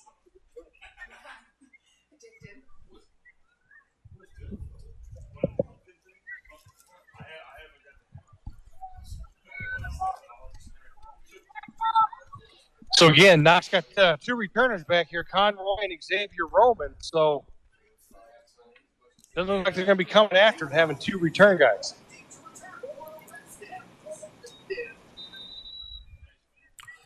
All right, they're ready to punt. The Cavs get the punt is away, and it gets all the way over to the red. It goes out of bounds at about the 34-5-yard line as the Redskins will take over. Again, they got 1 timeout left, plenty of time on the clock. They've had some success. Knox has been able offensively to do whatever they want to do, throw the ball, run the ball. So Culver here, if they want to stay in this game, they must have a defensive stop. And Knox can almost put the first nail in the coffin with another touchdown here before halftime. Well, I'd say that's the plan. If you're Russ Radke, go ahead and score while we can. They can score at any time. As every play, you've really got to respect the Redskins on each play. All right, Watson, the senior quarterback from shotgun, waiting to take the snap. He does. Fake hands off. He keeps it himself up the middle. He's going to get the first down and more. He's at the 40, 35-30, 25-20, 15-10-5. What'd we say, Chris? Touchdown, Redskins. You've got to worry about every play from these guys. Yeah, just that zone read option there by the Redskins, and Cohen read the linebacker for Culver. They overplayed the jet sweep fake to Conroy, and Cohen Watson there just doing a great job of right at the gut after he made that read. And boy, I tell you what, I think even I, at the age of 46 and the bad back, could have ran that one in. Well, he had quite the hole, and he took it. And I don't think the Cavs saw it coming. It's unfortunate. They practiced so hard this week and prepared for this offense, and I really thought they had a better outcome ready to go for the first half. It's just not been their way as the Cohen Watson's ready for this 2-point conversion from shotgun. Takes the snap. He's looking to throw out to the left side. That's number 20. Whoa, he's out of – oh, they count a touchdown. That's number 24 on the play, Logan Taylor, the junior, with the catch at the far left side. Yeah, for the 2-point conversion there. So now 32-8 with 3:11 here left in the first half. Well, a big score differential here from Community Field in Knox, Indiana. We appreciate you joining us here on Kankakee Valley Broadcasting's number 1, K99.3 WKVI.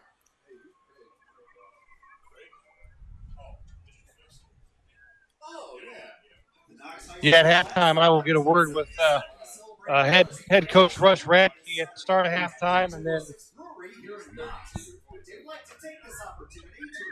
Yeah, that'd be great. We'll get a word from head coach Russ Radke. We'd love to get that interview.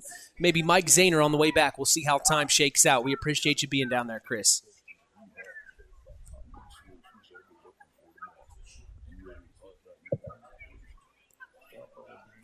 Well, we invite you to join our sister station, Max 98.3 FM, with the boss, Tony Ross. He's broadcasting from John Glenn tonight. The South Bend St. Joe football team is in town to take on the John Glenn Falcons. You can tune in to Max 98.3 FM right now with Tony the Boss Ross. All right, back here at Knox Community Field, 32-8, the Redskins lead, and Conroy's kick is up and away. A deep kick all the way back to number 12 again. That is Ryan Beam. He's got it up to the left side now, maybe up to the middle of maybe a 26-yard line as a decent return for the Cavs.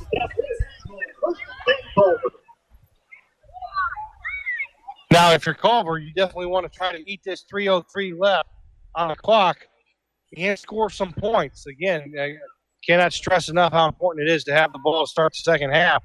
But now it's imperative that you come away with some points here on this drive if you're going to give yourself any sort of an opportunity here in the second half. Well, with 3 minutes to go, I'd say Mike Zahner needs to get his offense in gear and try to get some points here on the board.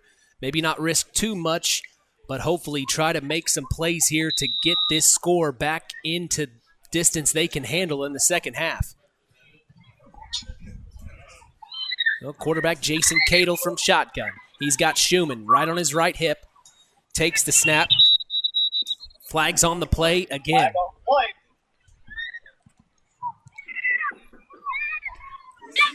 Another false start penalty on the Cavaliers. So, again, the proverbial shooting themselves in the foot here offensively. Just can't seem to get out of their own way.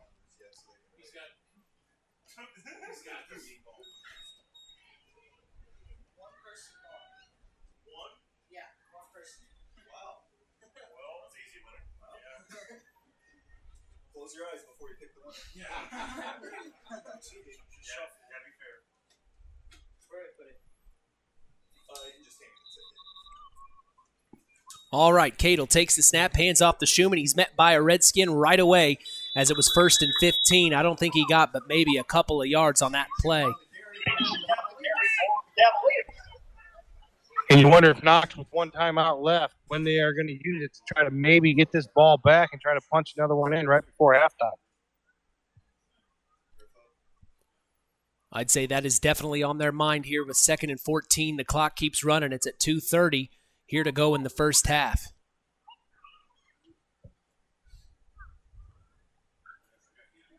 I'm really impressed with how the Knox defense has settled down here in this first half, and they've really got comfortable with what Culver's trying to do offensively. Cadle took the snap. He found a man to his left as he throws it out to the left side. He's got to the 40, the 35, maybe the 33-yard line in Knox territory. That's number 42, Ethan Binion, with a great catch and run as there is a flag on the play yet again. Yeah, just a simple little out route there by the slot, Ethan Binion. And I didn't see what the penalty was or where it came down, but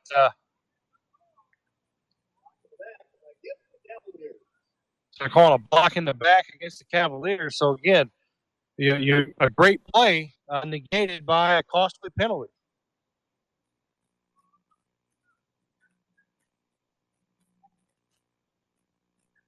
Well, that is not what you wanted to see if you're the Culver Cavaliers. An unfortunate penalty moves them all the way back as that pass play almost is obsolete.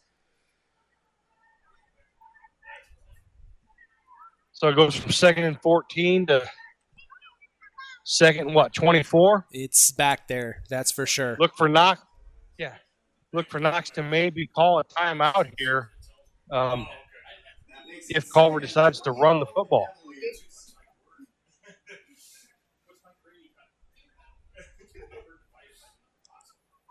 Well, the Cavs So, again, 2nd and 28 now. Yeah, 2nd and 28. My goodness. Penalties. I have a feeling we're going to talk about this tomorrow on the Saturday Sports Line. And the refs are calling it dead already. Timeout Redskins. Knox actually going to take their last time out here. 2nd and 28. Coach Radke didn't like something he saw in the defensive alignment there. Didn't want to give up the big play, so he burned his last time out.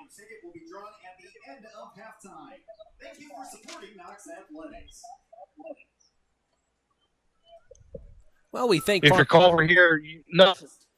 No, go ahead, Chris. You don't want to give up a big play here. Yeah, you don't want to give up a big play or have a costly turnover again, you just want to try to get out of this first half with no more damage done. Down 32-8 with 2:07 left to go in the first half. Well, we thank Farm Fertilizer for sponsoring tonight's broadcast. Call them at 574-867-2441. That's Farm Fertilizer, helping to move the bar on yield and crop investment returns. Well, the 2-minute mark is on the way. 32-8, the Redskins lead the Cavs, as it'll be 2nd and 28 for the Cavaliers, deep in their own territory, as they need something good to come of this drive so that the Redskins don't score before the end of the first half on them again. Yeah, they're being second down. Look for Culver maybe to run the ball twice here and try to eat as much of this clock up as they can, because Knox can't stop it. The last thing you want to do is throw an incomplete pass, because that stops the clock if you're Culver. All right. And we're set. Jason Cadle, the quarterback, takes the snap. He's looking to throw out to his left. Deep throw. Deep throw. It's up in the air, and it almost was caught by Emiliano Ortiz, but it was tipped up in the air by a Redskin. Yeah, Alexander Triska there on the coverage. And again, if you're Culver, okay, that play took 7 seconds off the clock. There's 2 minutes left to go in the first half. It's now 3rd and 28, and you're going to leave more time on that clock if you don't convert this third down for Knox to be able to punch another one in right before halftime. Not a position you want to be in if you're head coach Mike Zahner here. This is just too deep in their own territory. They've got to do something here. 3rd and 28. Jason Cadle takes the snap. He hands off to Schumann. Schumann hands off to, I think, another player. I didn't see that, though. As he will be down. Yeah, that looks like that wingback counter there. Well, I don't think they even gained a yard on that play as the clock keeps running. Redskins used up all their timeouts. Mike Zahner's going to run this clock down before he punts it away, I'm sure.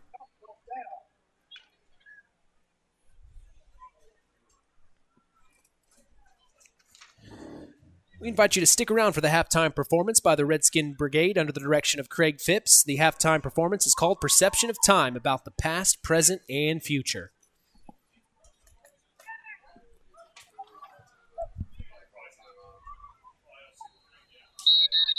Well, it looks like the Cavs may take a timeout here with 1:11 to go here in the second quarter.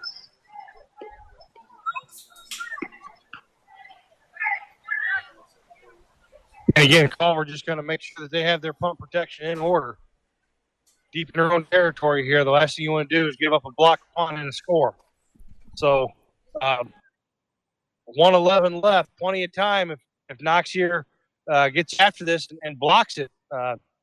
Anything, when you just wonder, that third or that actually second down pass play, like I said, the incomplete pass, stop the clock. You run the football there, Knox can't call a timeout and stop it, so you can eat it's off the clock. And then on third down, you run another play. That's another 40 seconds. So now you're looking, maybe first half. So, again, Culver not doing themselves any favors there on that pass.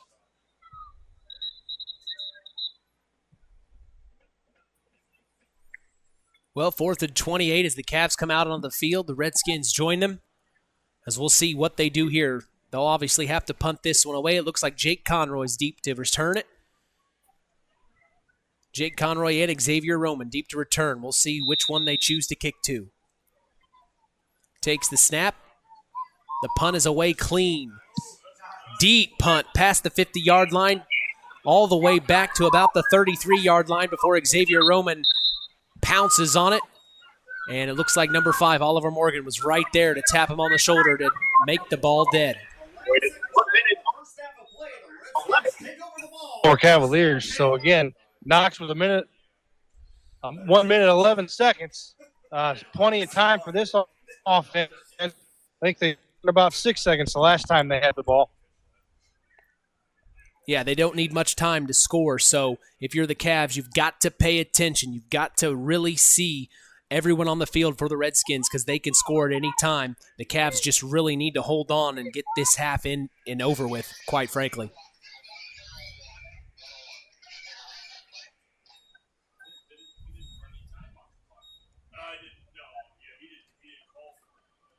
checking some scores here online, and I tell you what, the team we saw last week, the Knox Redskins, man, they are putting it to Whitco right now, 63-0 in the third quarter. Well, that Rochester Zebra squad, as we saw last week, they can put up the points just as much as the Redskins as it came down to that final play last week here at Community Field. Well, the senior quarterback, Cohen Watson, takes the snap under center. He hands off to Xavier Roman up the left side. He's got 5. Now he's going to get the first down and more all the way to the 53, maybe, the 46-yard line in Cavs territory. There's a flag on the play. Yeah, they're going to call Shane Schumann in for the horse collar tackle, so they're going to add 15 yards onto the end of this run. So Knox in business here with 59 seconds to go, or 54 seconds here to go in the first half. Another penalty you just can't afford to have at this time in the game. 32-8, the Redskins lead, under a minute to go here in the first half. We invite you to stick with us for the first half. Well, you can't fault him for that because Redskins ball, first and 10. Sorry about that. I was going to say you can't fault Shane Schumann for that penalty because if he doesn't make that play the way he did, Xavier Roman's crossing the goal line. Well, the Redskins are set. Clock stopped at 54 seconds. Here we go. Cohen Watson under center.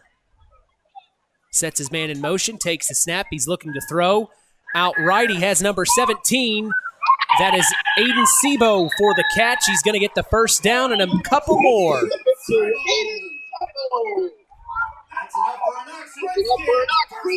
And Knox going to go no huddle here with 46 seconds left. They're going to Got to wait for the change to get set. So here we go. Hurry up offense. Watson from the shotgun. Takes the snap. Keeps it himself up the middle. Now back to the right. He may have the first down and a little bit more as he is within distance of the touchdown. They are definitely going to be first and goal here on the next play.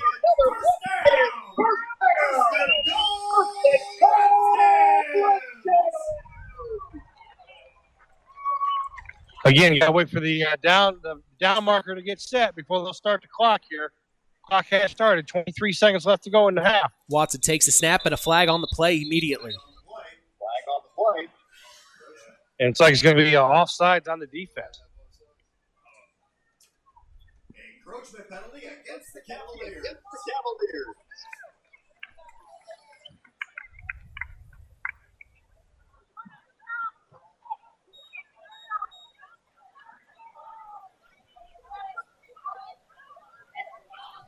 So Knox, again, can get right on the ball, trying to punch this in right before halftime. 20 seconds to go, first and goal. With the 2-point conversion, if they score here, that'd put the score at 40-8 at the end of the first half. Not quite the score you'd want if you're Mike Zahner and the Culver Cavs. So he takes the snap, but he runs up the middle. Does he have the touchdown? He does. Miles McLaughlin with the touchdown. And there is another Redskin touchdown as Miles McLaughlin, the freshman, having a great game tonight, Chris. Yeah, making it 38-8. Just a workhorse. Not too big of a guy, but I tell you what, he ain't afraid to run it between the tackles, that's for sure. Well, they're going to... Looking at some more. Actually going to kick here, it looks like. They are. Old swinging gate. Wow, the old swinging gate. Looks like they are going to, in fact, attempt their first field goal of the season here in week 3. Snap, the hold, the kick is up and away. And it is good. Well, that was good to watch, Chris. That was nice and fun. I enjoyed that. Yeah, extra point there, 39-8.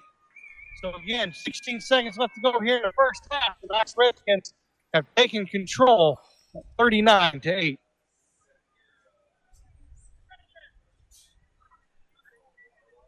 Before that extra point, I was going to say another score here in the Hoosier North Athletic Conference.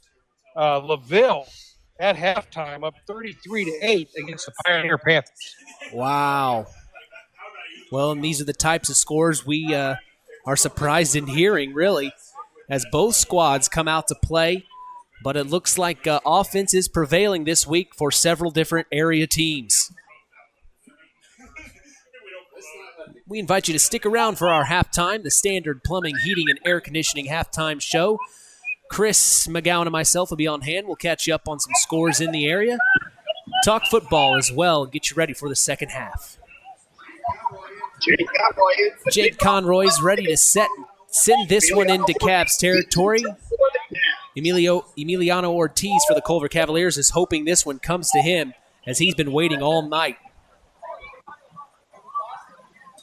Here comes Conroy. The kick is up and away. A deep kick all the way back. Ortiz is going to get his chance. He gets it up to the 20. Now he cuts back over to the 22, and he's stuffed out by a couple of Redskins waiting for him. That just didn't go Ortiz's way on that play. Yeah, great coverage there by the Redskins. So kind of just look for Culver here maybe to take a knee, go into halftime, make some adjustments to come out and try to build some positive momentum going into next week. Well, I'd assume if you're the Cavs, you will just go ahead and knee this one and go into the first half, Chris. But we'll see what happens as I see you down there on the sidelines, maybe motioning your way over to Russ Radke. We hope we can get a word from him to see how he feels his Redskins did in the first half. As here come the Cavs. They break from the huddle. And Jason Cadle, the quarterback, the senior quarterback for the Cavs, takes the snap, hands off to Schumann up the left side. He's going to have maybe 5 on the carry, if that, as that should run out the first half, and it does. 39-8 here at Community Field in Knox, Indiana. The Culver Cavaliers trailing quite a bit here at Community Field. It's unfortunate, but we will see what each coach has to say to their teams in the halftime break, as we have Chris McGowan down on the sidelines. We hope he gets a word with Russ Radke. He's ushering himself over there. Looks like Russ is hanging back. He knows who to look for. Let's send it down to Chris McGowan on the sidelines. Chris?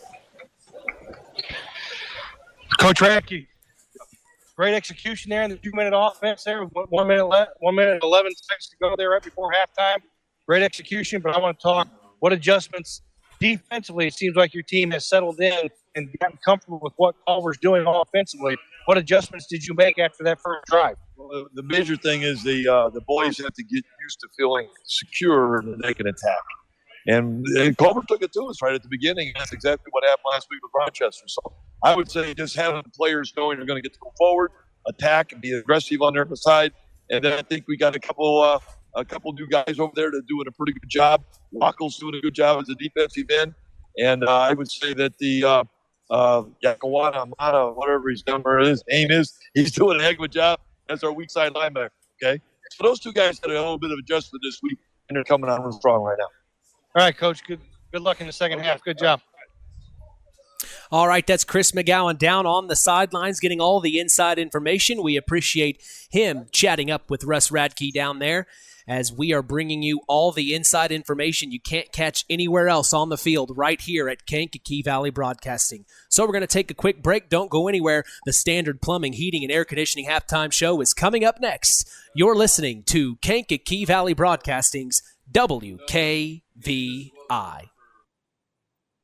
Rick Rabb, 5-star in the Knox Mall. Summer ain't over yet. You better believe it, Tony Ross. It's Labor Day. We're going to be open on Monday, Labor Day, 8 a.m. to 9 p.m. normal business hours. Coke and Pepsi, we got it all on sale. We got 6-pack NRs, 16.9-ounce bottles, 3 for $10.88. Let's go to that farm stand. Fresh bicolor sweet corn in the husk, 10 for $2.99. Where is that 5-star? In the Knox Mall.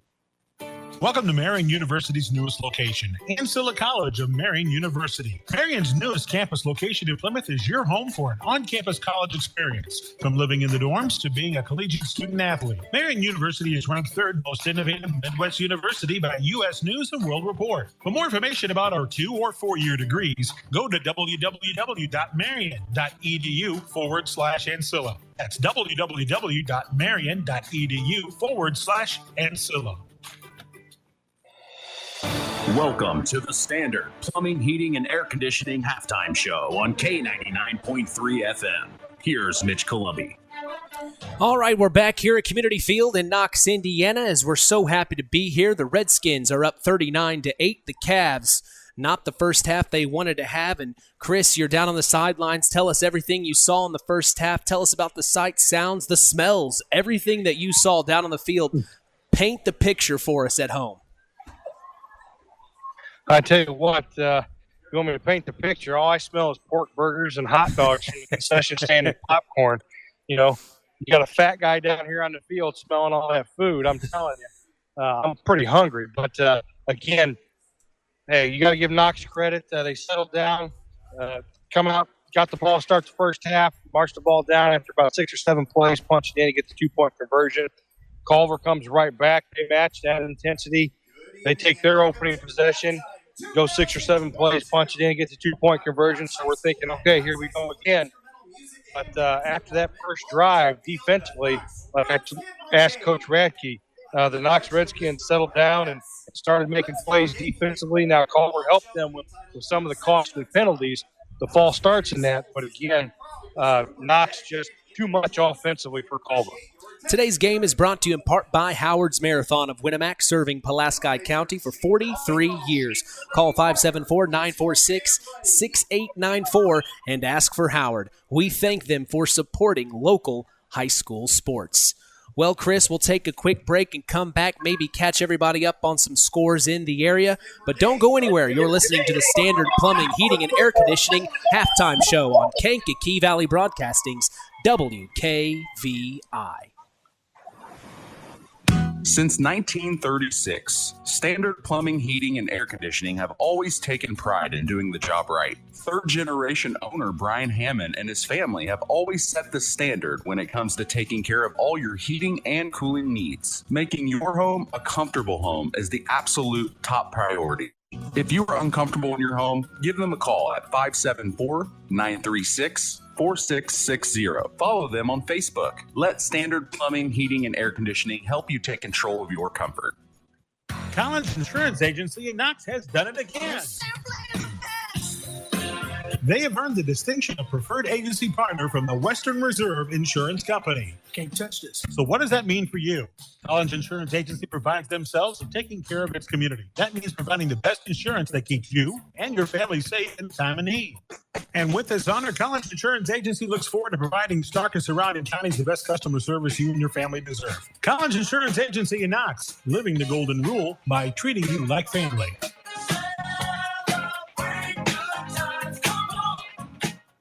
And we're back here at Community Field for the Standard Plumbing, Heating, and Air Conditioning Halftime Show. I'm Mitch Columbi, so glad to be with you as we have our sports analyst Chris McGowan on hand. You hear the Redskin Brigade in the background. That's under the direction of Craig Phipps. Perception of Time is the halftime show. It's about the past, present, and future, and they are marching to the music as they are playing it right now, doing a fantastic job, Chris. But let's catch everyone up on area sports teams. Do you have some scores for us? Just a few. Like I said, it was 33-8. LaVille over Pioneer. That's a shock. Pioneer got them in the regular season last year, but then LaVille got revenge in the sectional a year ago. Again, that's really the only score that I have of importance in the HNAC. I haven't seen a Winamac score or a Triton score yet, or a North Judson score. Now, you said that they had a schedule change. They were supposed to play North Newton this week. They picked up who? I'm sorry, Chris, say that again. I said North Judson was supposed to play North Newton this week at home, but they North Newton Spartans had to cancel. So North Judson, who'd they pick up? They are playing Calumet Christian, the Patriots, tonight. So that was a last-second change I think they did this past week. I'll have to get with Michael Sharkozy, the athletic director, a little bit later. But, in fact, I talked to him the other day. Our athlete of the week this week was their senior quarterback, Aldrich Harper, who had an amazing first half last week, 187 combined yards, had 3 passing touchdowns, 1 rushing touchdown. So he earned our Tyler Roth WKVI athlete of the week, and we are very proud of him. We will also be announcing our next athlete of the week tomorrow on the Saturday Sports Sports Line. We hope you join us, Chris McGowan, myself, Mitch Columbi, as we will have all the area coaches and catch you up to date on what happened here in Week 3. So, Chris, you're in the halftime break as a head coach. What are you telling your Culver Cavaliers if you're Mike Zahner? Hey, we can move the football as long as we quit committing penalties. You can't put yourself behind the sticks. You can't go 3 steps forward, 5 steps back. That first drive, they had no penalties. They marched the ball right down the field. They've had success moving the football. But, again, it's just the consistency. And right now, what you can't worry about is that score on the scoreboard. You got to come out, and it's the old coaching cliche. It's 0-0 at halftime, and you just have to execute and limit the costly penalties that have stalled drives for the Cavaliers. Tonight's broadcast is brought to you by Nepco Crane and Equipment Services, specializing in mobile crane service. Call Joe Nepp at 1-800-590-2272 for all your residential, commercial, and agricultural crane needs. All right, Chris, now flip it on to the other side. You're the Knox Redskins head coach. What do you tell your Redskins in the halftime break? What's your speech when you're up by this much? You don't let your foot off the gas. If you want to have success in the postseason, you can't let up. So, again, you're telling your team the same thing. It's 0-0 at halftime. Hey, we put 39 points on the board in the first half. They're capable of doing the same thing. So, let's try to get this to a running clock so we can get some younger kids in, but take care of business and don't take your foot off the accelerator. Well, the Redskin Brigade is finishing up their halftime performance. Perception of time, a fantastic job by them.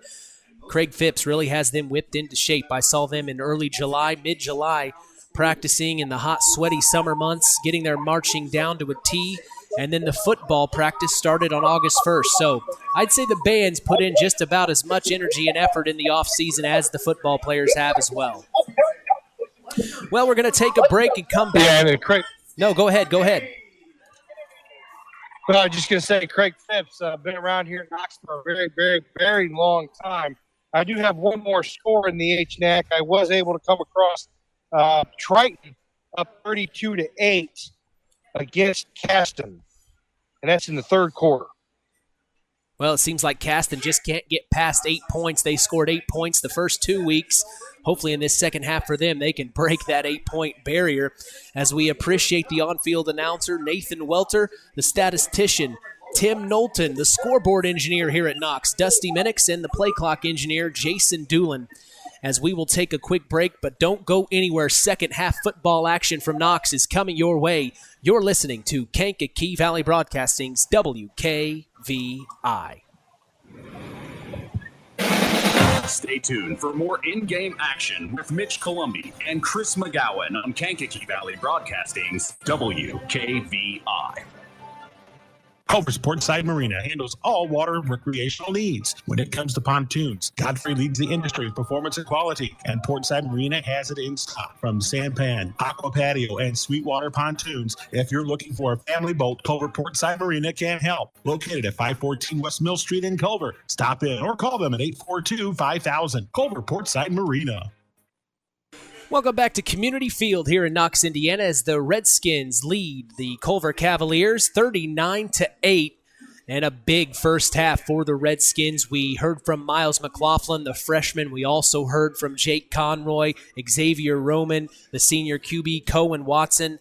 All 4 of them have contributed in this 39 points for the Redskins. It just kind of kept the Cavs from getting that mojo going, as we just didn't quite see what we wanted to after that first drive. They scored. They haven't had much luck in the rest of the first half, Chris. So we hope that the Culver Cavaliers can turn things around here in the second half as we see the Redskins entering the field. I just don't know what the Cavs can do here. They're going to have to slow the ball down maybe a little bit. Chris, what are you thinking? Yeah, just come out now. With the score being as lopsided as it is, just come out and work on you getting better. Execution, limit the penalties. To me, the momentum breaker in that first half was Culver had Knox 4th and 20, and they let the backside tight end run right down the seam untouched. and Knox was able to punch it in on a 4th and 20 play. So Culver had Knox right where they wanted him, but again, some miscommunication on the back end of that defense for Culver allowed Knox to get an easy score on a 4th and long play there in that first half, which put Knox up actually 2 scores at 24-8. Well, it looks like the Culver Cavaliers are making their way back over to the field. Hopefully Mike Zahner has a few moments to talk with us. We'll make sure Chris gets over there. Hopefully Mike will want to chat with us and see what he's thinking, what he told his team at halftime, and maybe get them juiced up for a better second half performance. Yeah, I'll try to catch him, see if he wants to say a few words here at halftime, see what he said to his players. And again, it's one of those things where you just got to come out now and execute and just try to make yourself better by week 9. So come out and do what you do and just work on the things you think you need to work on as a head coach with your team to make you as best as you can. Mark's Body Shop in Knox is proud to be part of the broadcast this evening. If you ever need collision repair or semi and RV repairs, contact Mark at 574-772-7003. So we're getting set with just coming up on a minute to go here, the halftime break. The Redskins 39, the Culver Cavaliers 8.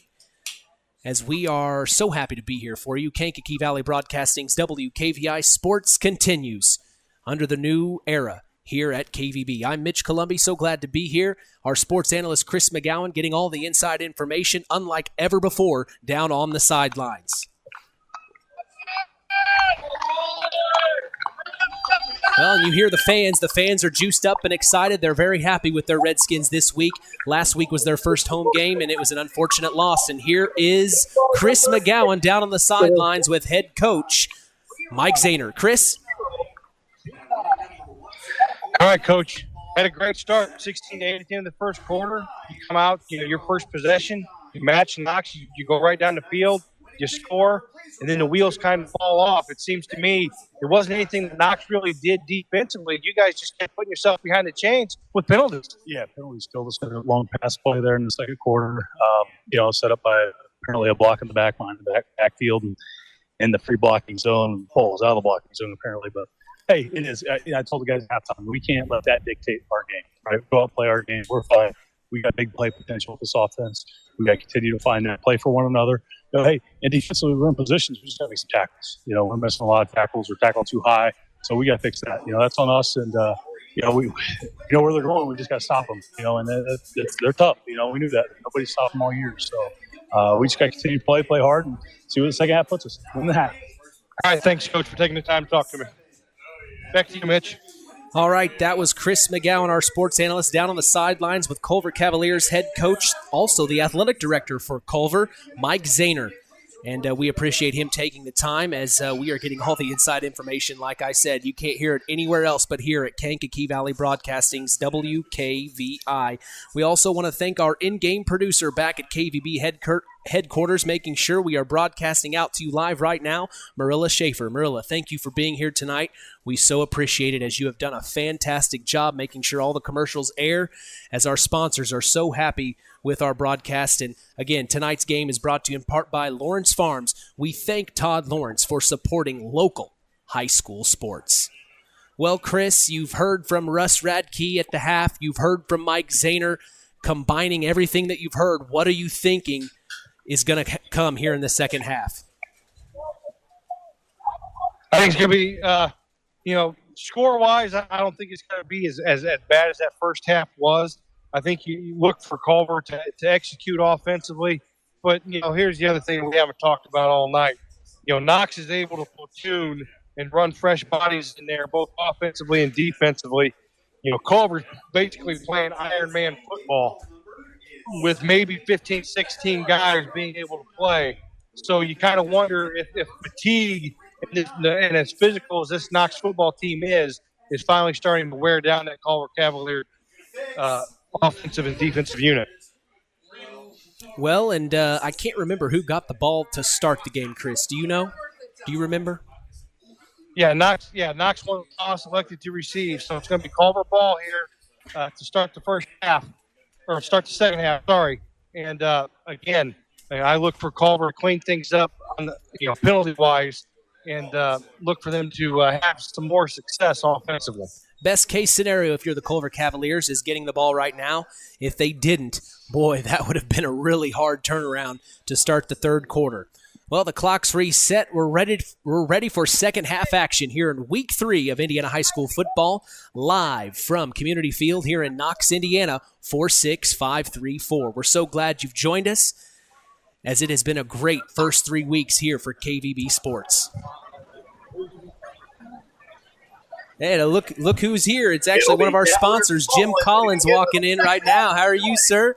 We appreciate you supporting local high school sports.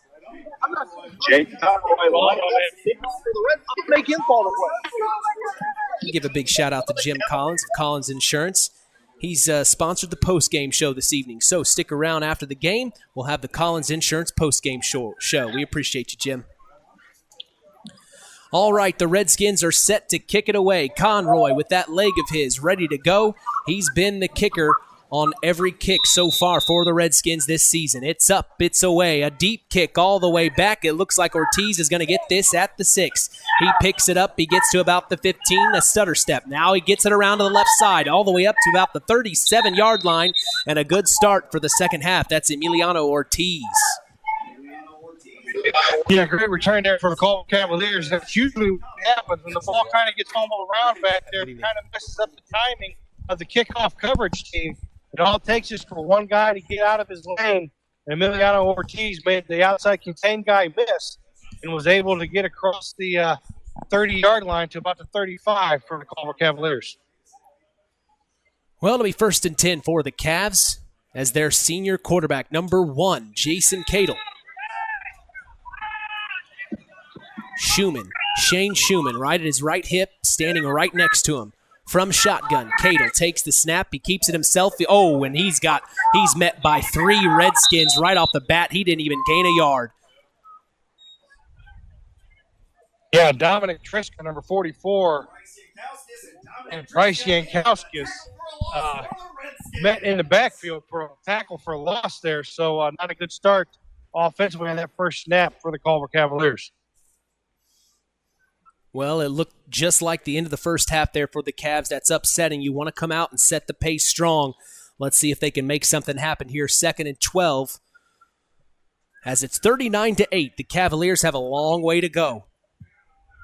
Cadle takes the snap, looks to throw out to his left, and it's way over the head of Shane Schumann. He was rushed by number 44 of the Redskins. That was Dominique Triska. Yeah, again, almost that snap almost hit the motion man. So Culver needs to do a little bit better job of timing that snap up. If the motion guy doesn't hesitate there for a split second, that probably hits him as he's running by to try to move this Knox defense, give them something different to look at. But again, 3rd and 12 here for the Cavaliers, not the start you wanted offensively. 3rd and 12 for the Cavs. They take the snap. He hands off the Schumann up the middle. He maybe gets a yard, as it just hasn't quite worked out for the Cavs thus far tonight, unfortunately. Yeah, you got to give all the credit up front to that Knox defensive line because they are allowing the linebackers to roam free. This offensive unit, this offensive line for the Cavaliers not being able to get to that second level. And when you can't block a linebacker, hey, it's going to be a long night offensively. Well, 4th and 10. They've got their punting unit out. Special teams ready to punt away. Jake Conroy, and Xavier Roman deep to return. The punt is up and away clean. It bounces at around the 30-yard line, and the Cavs are going to touch it. The Redskins want nothing to do with it. All right. Here we go. The Redskin offense coming out on the field. The Cavs defense ready to go. Coming up on the 10. Here's the thing. With it being 39-8, we're one score away from this moving to a running clock. So Knox right here with another score will make this a running clock here in the second half. Yeah, it sounds like the Knox Redskins will want to score here as soon as possible to make that happen, Chris. As Watson from the shotgun takes the snap, fake, hands off, looks left to throw. He finds his man, number 17, up the left side of the 40. Now to the 46, he's pushed out of bounds at around the 49-yard line. That's number 17 on the catch. Aiden Sebo for the Knox Redskins as he gets the first down for the Skins. And you're going to tack another 15 yards onto that. Ian Brown with the late hit out of bounds. So 15 yards added to the end of that run. And a good, just a simple little hitch route there by the Knox Redskins. Cohen Watson playing his feet and firing it out there to Aiden Sebo, the senior. And Sebo did a good job of turning to the outside and picking up a good chunk of change there for the Redskins. Well, now they're in Cavs territory on the 35-yard line. Watson under center, waiting to take the snap. He's got Conroy behind him. Takes the snap, hands off to McLaughlin instead, and McLaughlin is going to be met by a few Cavs as they read that play from the start. Yeah, just an inside handoff there, and I tell you what, Shane Schumann, and from his linebacker position, was there to make the stop along with Robert Evans, the sophomore, number 66. A lot of young players on this Culver Cavalier team. They graduated 12, 13 seniors last year, so decimated by graduation. But a lot of young kids stepping up and making some plays here for this Cavalier team. Watson from shotgun sets his man in motion, takes a snap, pitches out to Xavier Roman, who's got maybe 4 or 5 on the carry before he's tackled down. A big tackle by Ben Lee of the Culver Cavaliers, number 50, the senior. Yeah, great play there by the defensive end, Ben Lee, chasing that play down. Xavier Roman's got some wheels and some size, but Ben Lee showing his athleticism there and making the play. So it's going to be 3rd and 8 here now for the Redskins. 3rd and 8, just past the 9-minute mark here in the third quarter. 39-8, the Redskins lead the Cavs.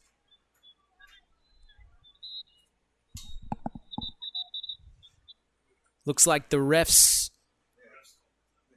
I'm not really sure what's going on there, Chris. Do you see? Yeah, one of the Knox Redskin players didn't have his mouthpiece in. It was just dangling, so the official making him put his mouthpiece in. Watson takes the snap, hands off to Xavier Roman on the left side. He's got maybe 5 to 6 yards. As Xavier Roman, we are going to be hearing him a lot this season, I have a feeling. Again, Robert Evans getting down the line of scrimmage there and making that play, bringing Xavier Roman down after a pickup of about 3 or 4. So now it's going to be 4th and 4 here for the Redskins. So a big play defensively. If you're the Culver Cavaliers, if you get this first stop here, give your offense a chance to put some points on the board. This would have been the moment they've waited for all week. They've been practicing to stop this run attack by the Redskins as Watson's in shotgun. He takes the snap, he keeps it himself up the middle, and it looks like he's going to get this first down as the Cavs just can't quite get him. Yeah, needed 4, picked up 4.5 there, so good execution by the Redskins. And we have an injury here for the Cavaliers, so going to be an official's timeout.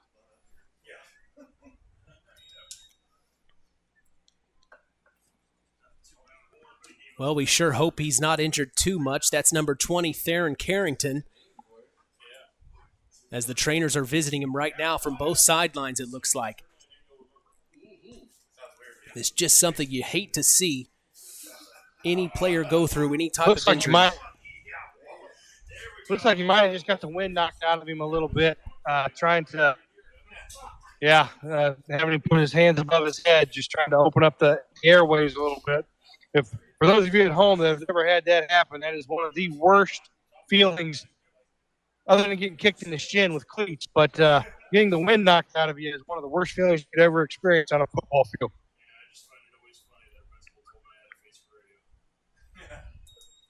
Well, 39-8 here in the third quarter. The Redskins still lead, of course,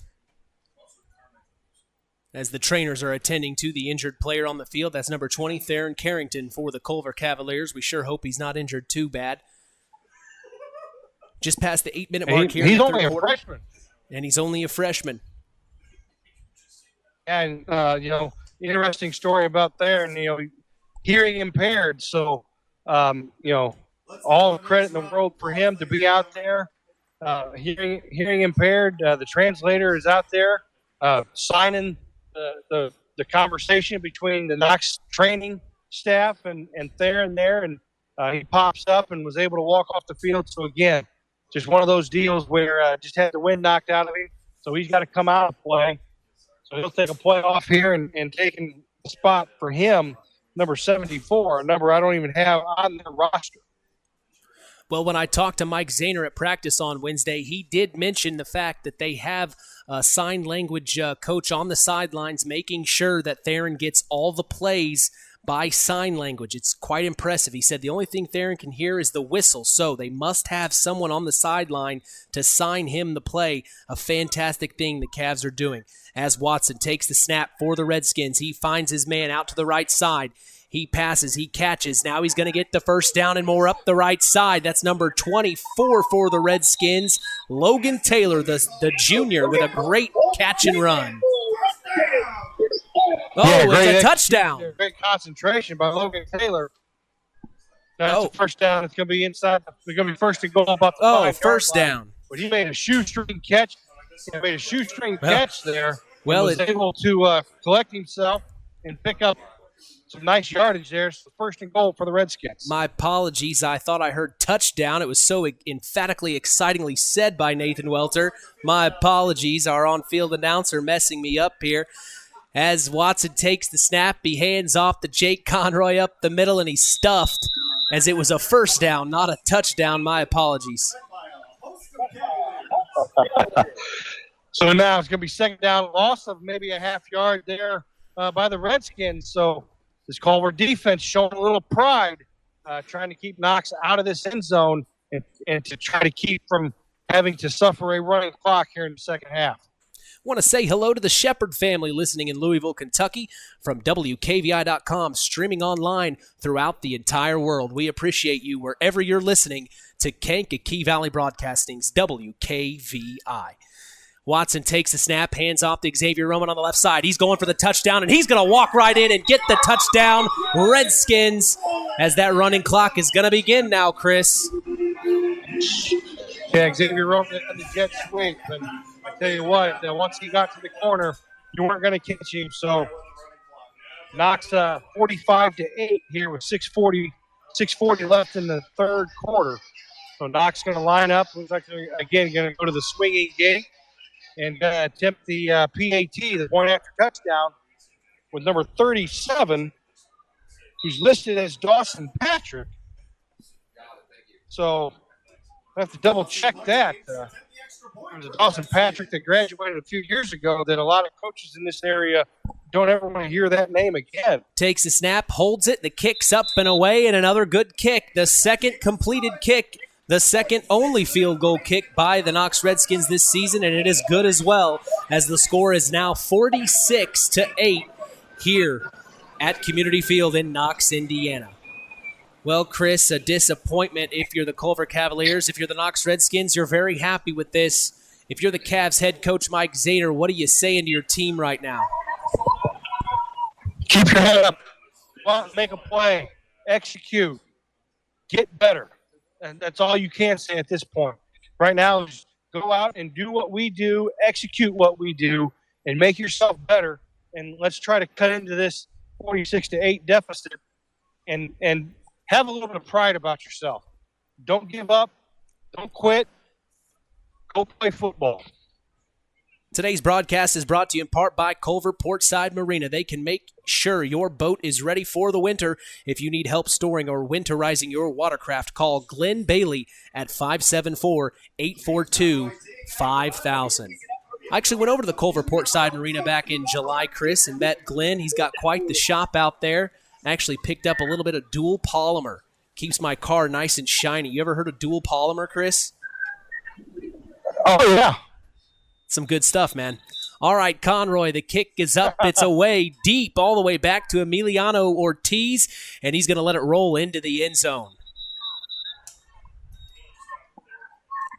Yeah, smart play there by Emiliano Ortiz. He wasn't going to have much room to do anything with that. Luckily, the ball had the momentum to carry over into the end zone. So Culver will get the ball to start on the 20-yard line. Down 46-8 with a running clock here in the second half. So we are down to 5:27 left to go in the third quarter.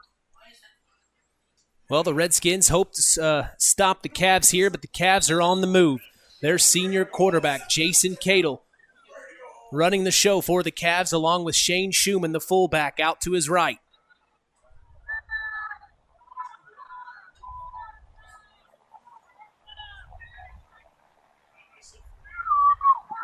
Takes the snap, and he's stopped immediately. He didn't get much on the play.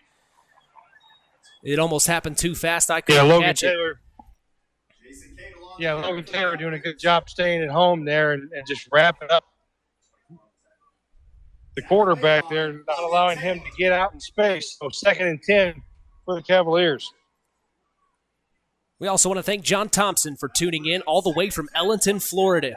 He has been our in-game announcer that you have heard on our intros and outros. We appreciate him and all the work he does for us here at KVB. Here comes Jason Cadle from shotgun. Takes the snap, fake, hands off to Schumann. He throws out to the right side. He almost had the catch. That was number 12, Ryan Beam, as it was tipped up, and the Redskins almost had a chance for interception, but it fell to the ground. Yeah, went through the hands of Ryan Beam, and the defender there for the Redskins, number 84, Landon Cole, if he'd have got his head up a split second sooner, he'd have had a pick six there for the Redskins. All right, 2nd and 10 for the Cavs, 3:55 to go here in the third. He takes the snap. Cadle running out to his left. He's looking to throw. He does. He finds someone over the... Did he catch it? No. It looked like two Cavs ran into each other. They were almost running the same route. That is unfortunate, as it looks like one of them could have pulled it down, Chris. And with that incomplete pass, it's now 4th and 10 for the Cavaliers. It looks like Culver will punt once again here in the second half.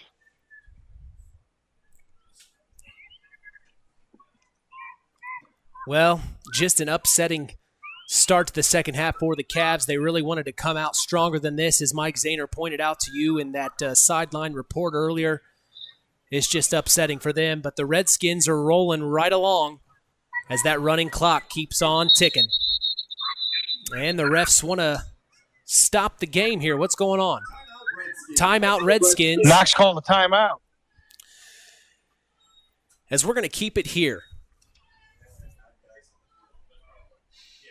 Zingo Express of Knox is a proud sponsor of tonight's football action. Stop by Zingo Express in Knox and fuel up both you and your vehicle the Zingo Express way. We appreciate them supporting local high school sports. I tell you what, a team we saw last week beat this Knox Redskin team, handled Whitco tonight 70-0. That is a final.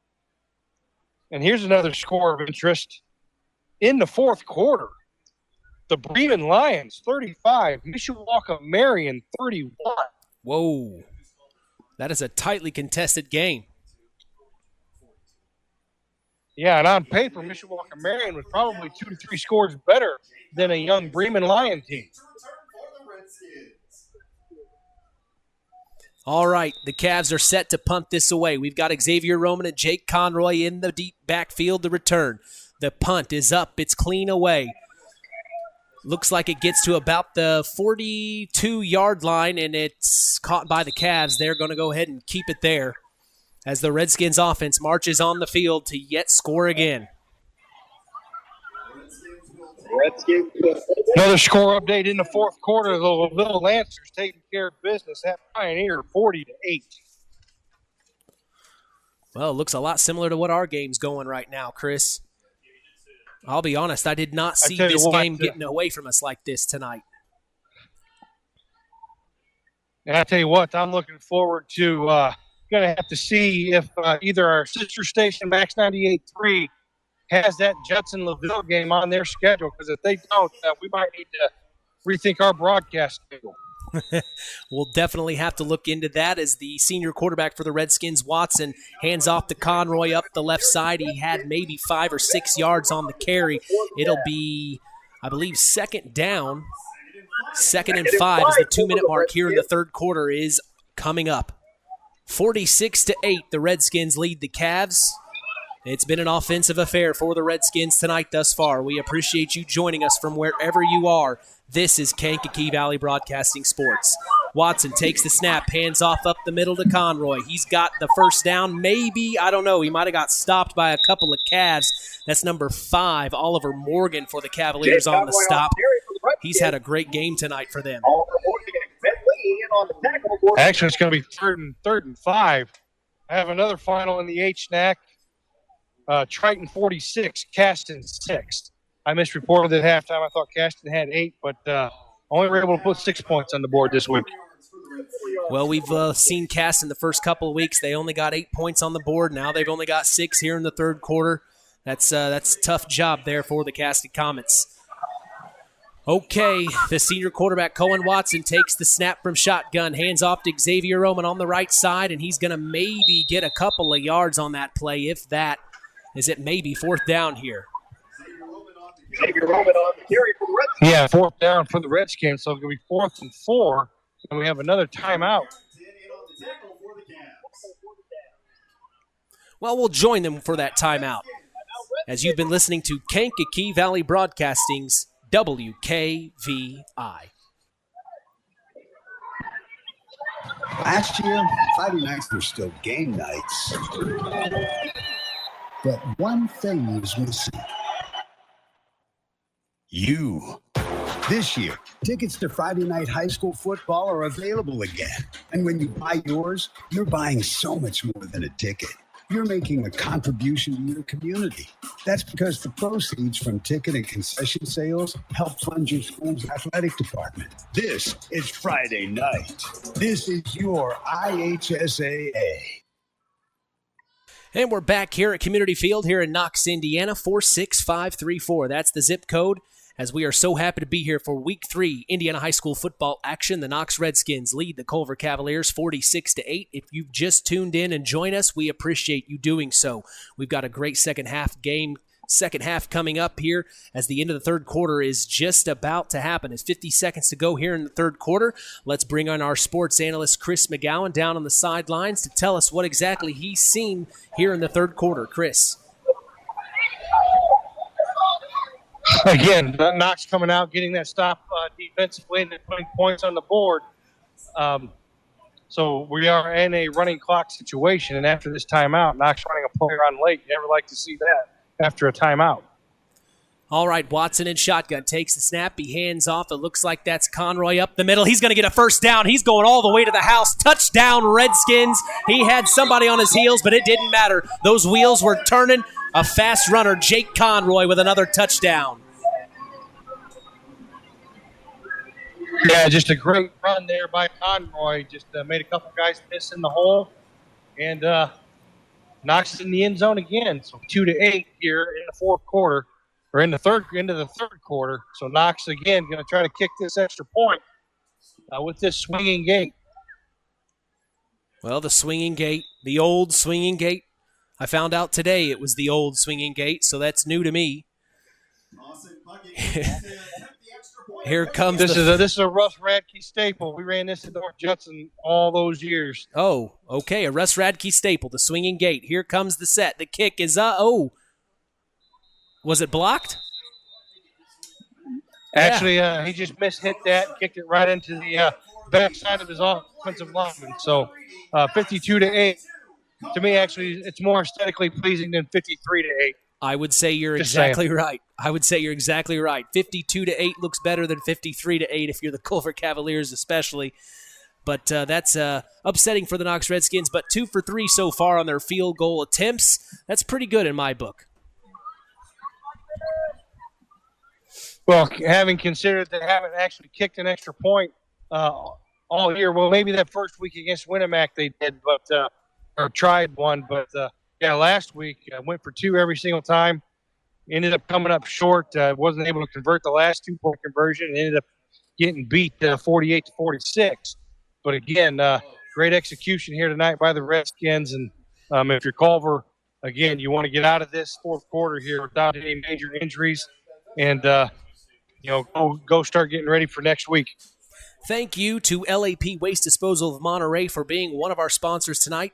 They specialize in trash dumpsters in several sizes to meet your needs. Super quick dumpster delivery and pickup, and at a flat rate with no hidden fees. Call 574-542-4019. That's LAP Waste Disposal. 52-8 as we start the fourth quarter. Jake Conroy is set to kick for the Redskins. Emiliano Ortiz deep back in Cavs territory to receive it as it's a squib kick up the middle. It looks like I didn't catch the number, but the Cav jumped on the ball to make sure the Redskins couldn't get it. Did you see the number on that, Chris? Yeah, number 12 there. Ryan Beam for the Cavs. Beam. We've heard his name quite a bit tonight.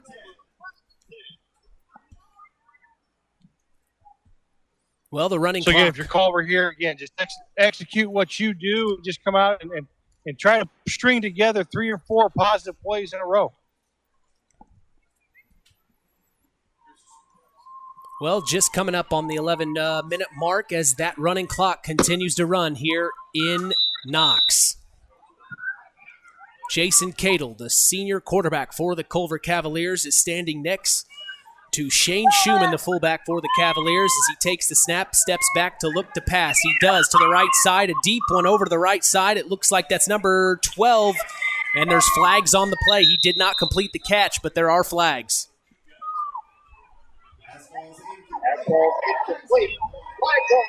Yeah, I'm kind of interested to see here. It looked like the Knox defender was pushing the Culver receiver, but I don't know if both officials saw it the same. So pass interference on the Redskins, so 15 yards and a first down for Culver. Well, that's part of probably the reason they wanted to throw on that play, just to see if they could get some of the defensive players of the Redskins get a little roughed. It's been a rough game. If you've watched after the play, several of the players have been talking trash to each other, pushing each other back and forth, as I mentioned earlier in the broadcast. These two teams, I don't think they like each other too much, Chris. I think they mean business when they play each other. Yeah, anytime you get two physical football teams together, it can get pretty chippy pretty fast. Cadle takes the snap, hands off to Schumann up the right side. He's got a big hole. He's already at the 40, the 35-30, 25-20, 15-10. Schumann all the way to the house. Touchdown, Cavs, as they show signs of life here in the fourth quarter. Yeah, great execution there by Culver. Shane Schumann showing the speed that he has on that big frame of his. And like I said, he's a fullback body, but got tailback speed, and he showed it right there. Well, we were waiting on that play all game. I talked to Mike Zahner back in July when I met him.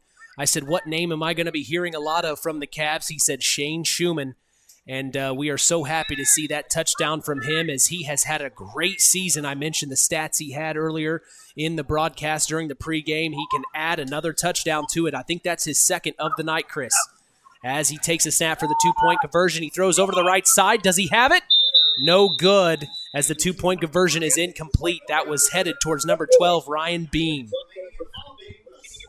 Actually, Ethan Binion, just out of the reach of Ethan Binion there. Binion, my apologies. Thank you. Jason Cadle, just a little too high for Ethan Binion. So, Culver there, good answer, able to put another touchdown on the board. So 52-14 with 9:09 left in the fourth quarter.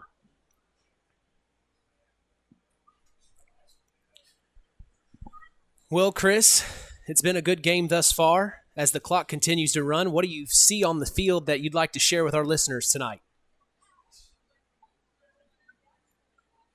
Just the physicality of both these ball clubs. Knox is setting themselves up. The big showdown next week. Have you ever been part of a North Judson Knox game, Mitch?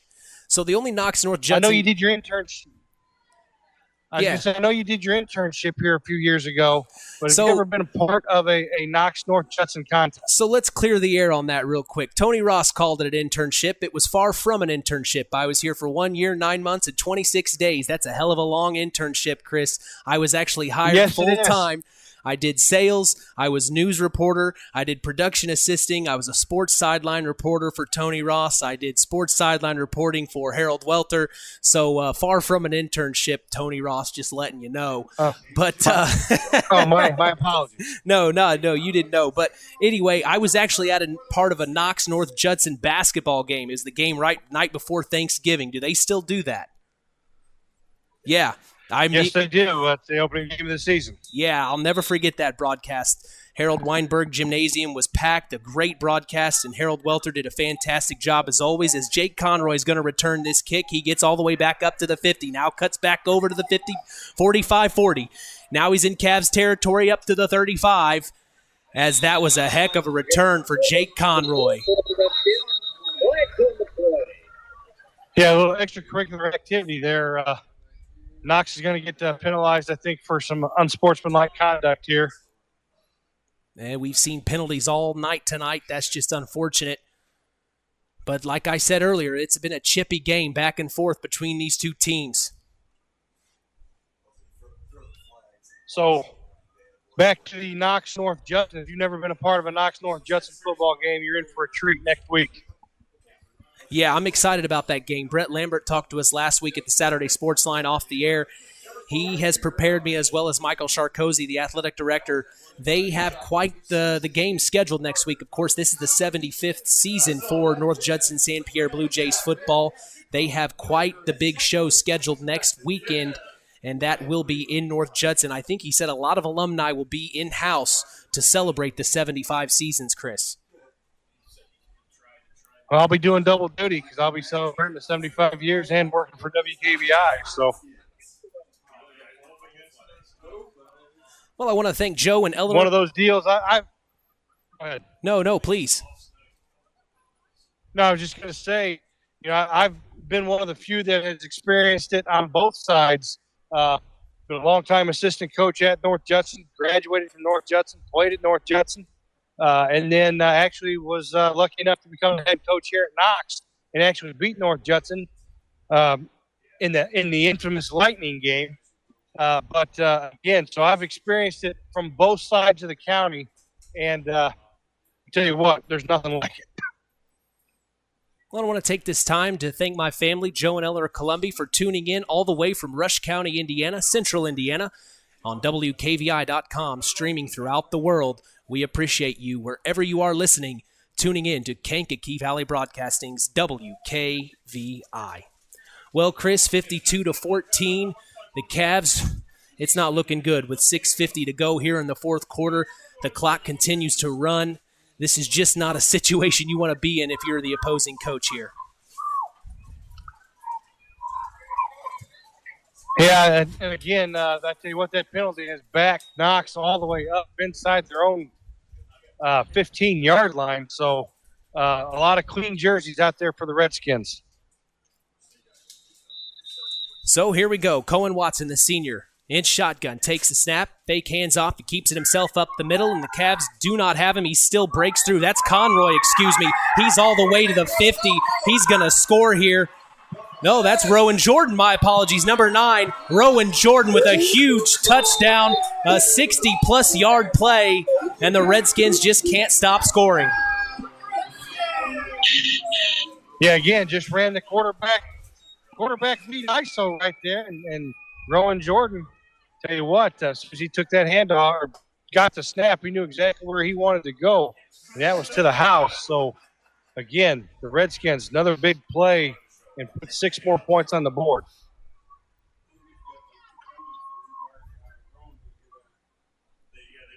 Well, you can see some of the Knox Redskin fans trickling out. They know that this game is in hand.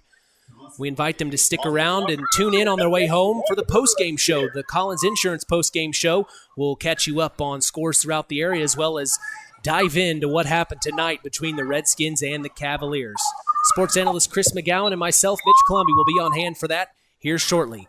As the snap is held, the kick is up and away, and it goes through.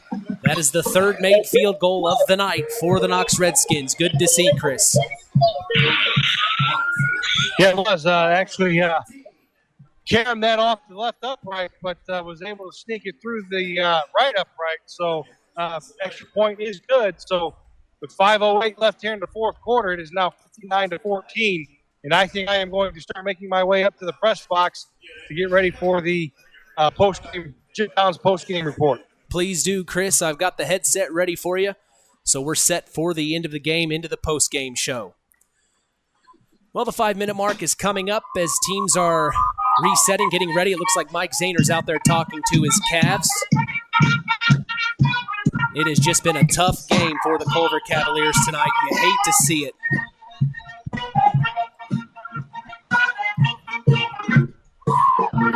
I'm going to go ahead and mute your microphone, Chris. The band is just really loud right now.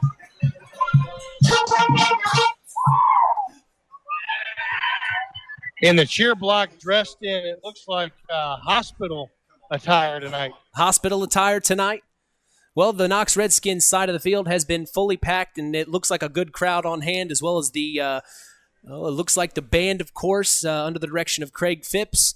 And, of course, it looks like the student section is pretty strong as well. Looks like the Culver Cavaliers had a nice, strong student section on their side as well. Jake Conroy in the kickoff for the Redskins. As the kick is up and away, Jake Conroy, a deep kick out. And it's, that's number 12. He picks it up and he gets it to maybe the 22nd yard line. That's number 12, Ryan Bean. So 4:50 to go here in the fourth quarter. 59-14, the Redskins lead the Cavs.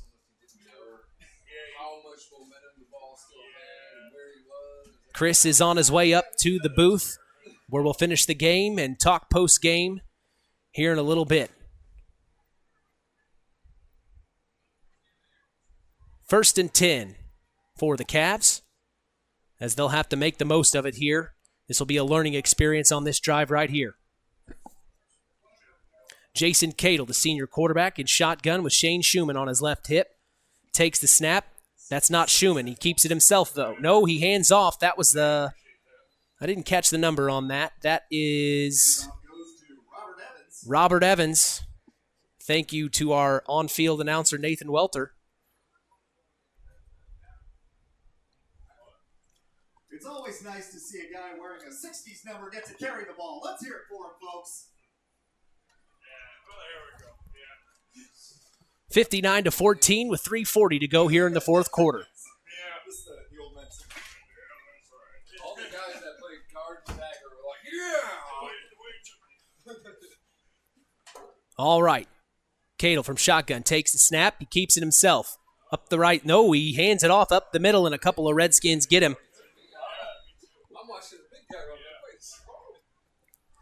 As we'll bring in our sports analyst, Chris McGowan, up here. Had a workout there the whole game, didn't you? Tackled by the Redskin Tribe. You had a big workout today, didn't you? Yeah, not too bad. 17,000 steps. I'll take it. 17,000 steps for Chris McGowan on the sidelines, bringing you all the inside information. That is the type of work we're doing for you here at KVB. And I don't mind it because I need to shed a few pounds. Just saying. Well, by basketball season, we'll be ready to go for you, won't you? Oh, don't even get me started. The girls are always asking me, Coach, play, Coach, play. It looks like and it looks like the Redskins are going to recover this. They tackled the quarterback. He dropped the ball, and the Redskins will have a turnover, and they will pick up in Cavs territory right there on the 15-yard line. Unbelievable.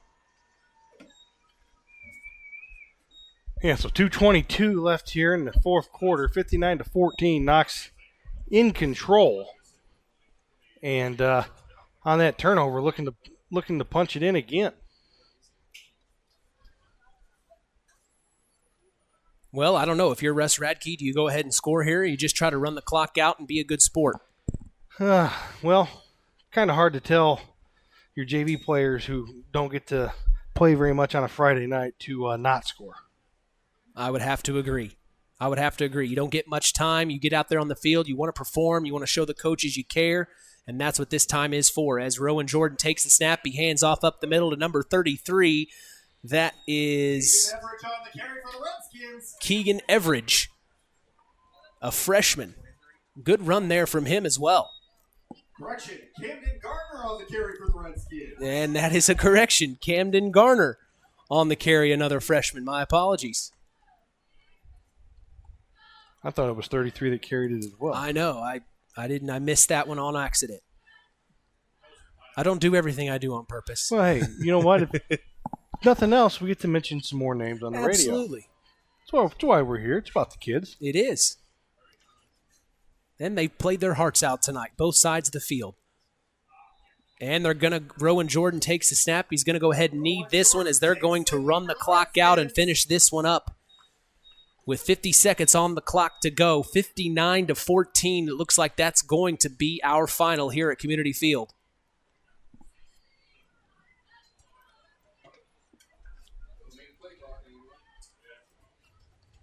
So one more knee should do it here for the Redskins.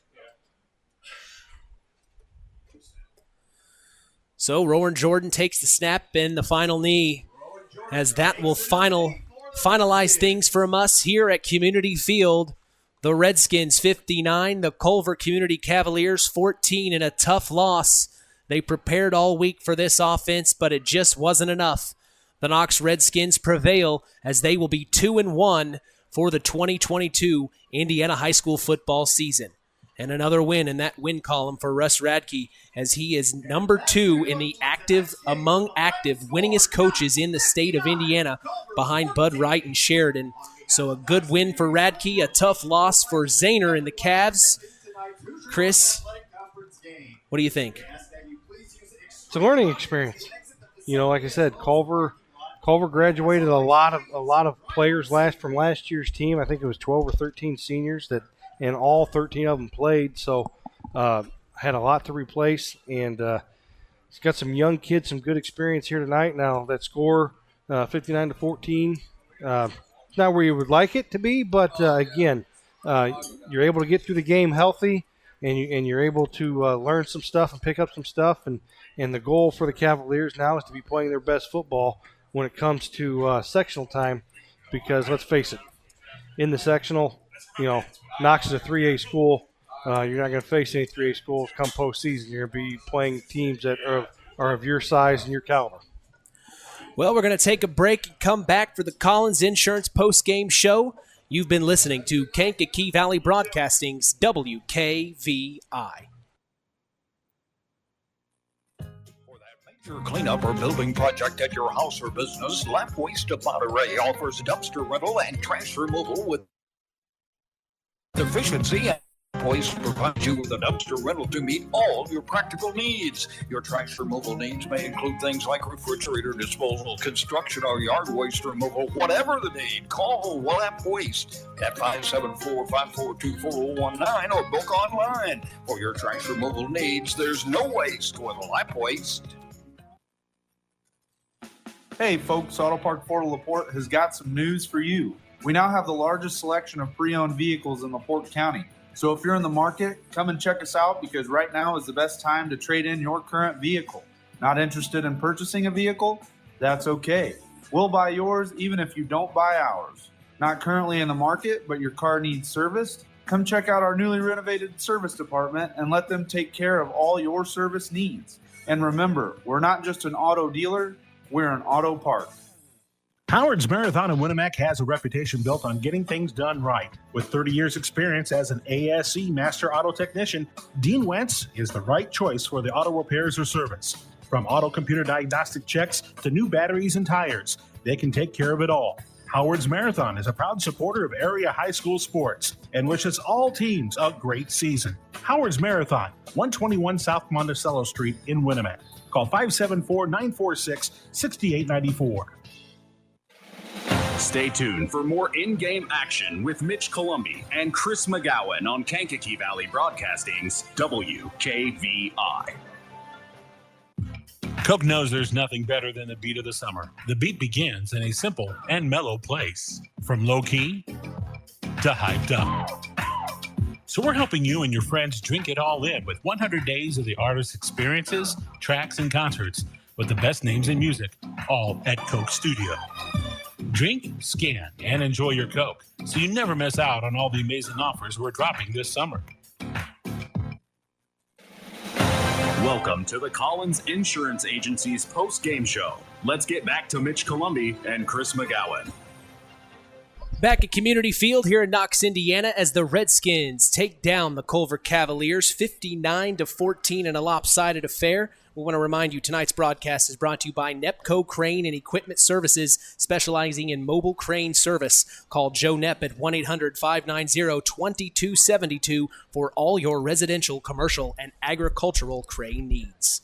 Well, Chris, a tough game as the Redskins completely beat the Cavs single-handedly, causing the running clock to happen. It's a tough situation if you're the Cavs. Where do you pick up the pieces and head for Week 4 next week? You just focus on the positives. You know, the Schumann run, the first drive of the game, and in the game in the film room tomorrow. You know, the one thing that you learn as a coach real quick is the eye in the sky never lies.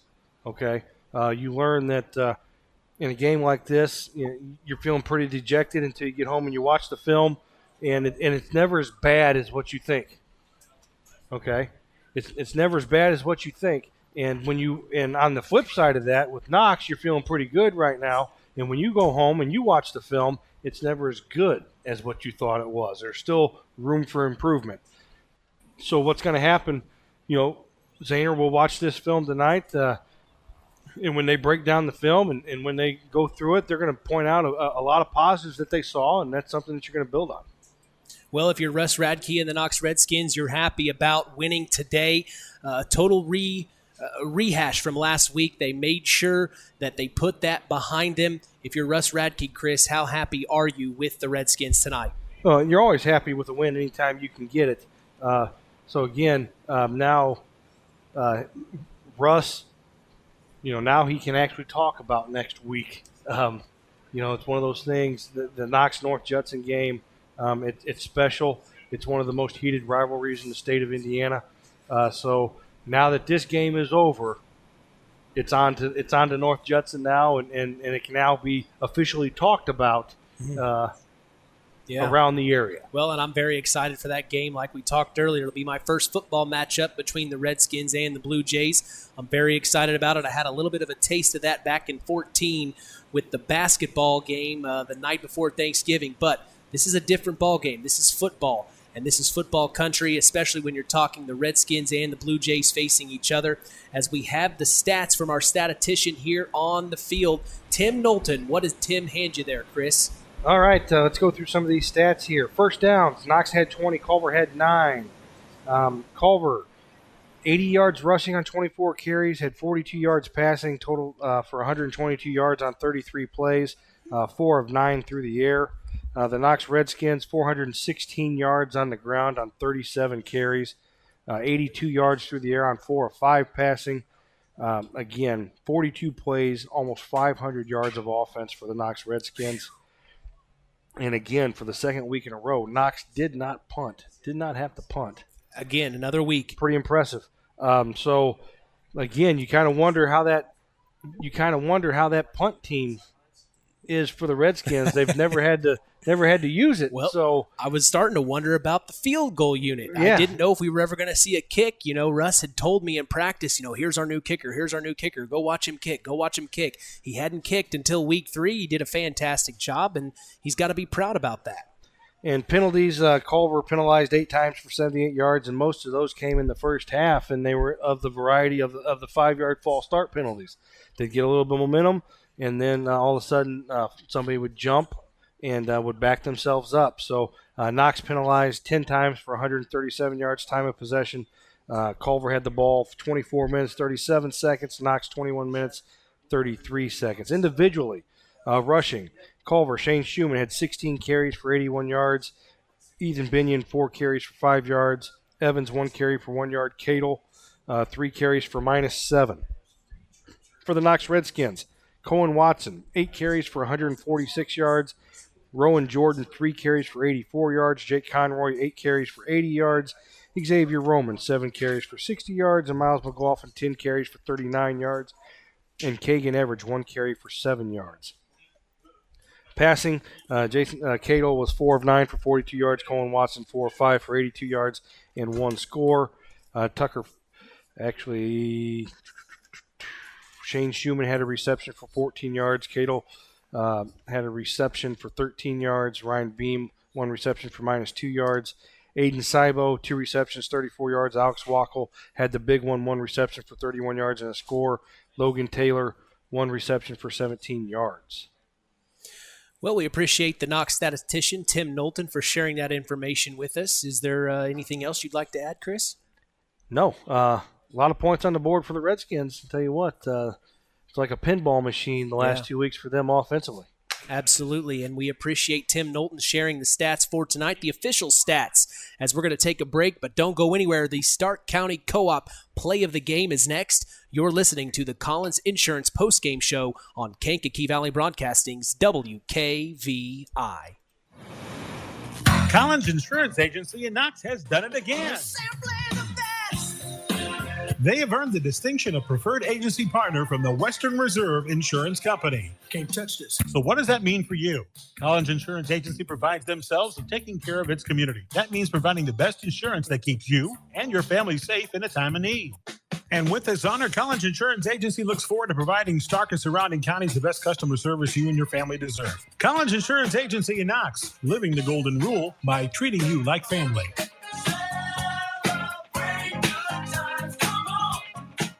Farm Fertilizers and Seeds is proud to be our area's newest sales representatives for Pioneer Hybrid Seed. This is Andy Awald. Pioneer offers top-of-the-line genetics, a complete portfolio including alfalfa and wheat seed, and cutting-edge seed traits and technologies. Combined with exceptional financing options, Pioneer provides the total package, one that we are proud to be able to offer our customers. If you are currently working with a Pioneer sales representative, you have made a good choice. If you aren't, let Farm Fertilizers and Seeds show you how Pioneer can work on your farm. Call us today at 867-2441 to answer any of your questions.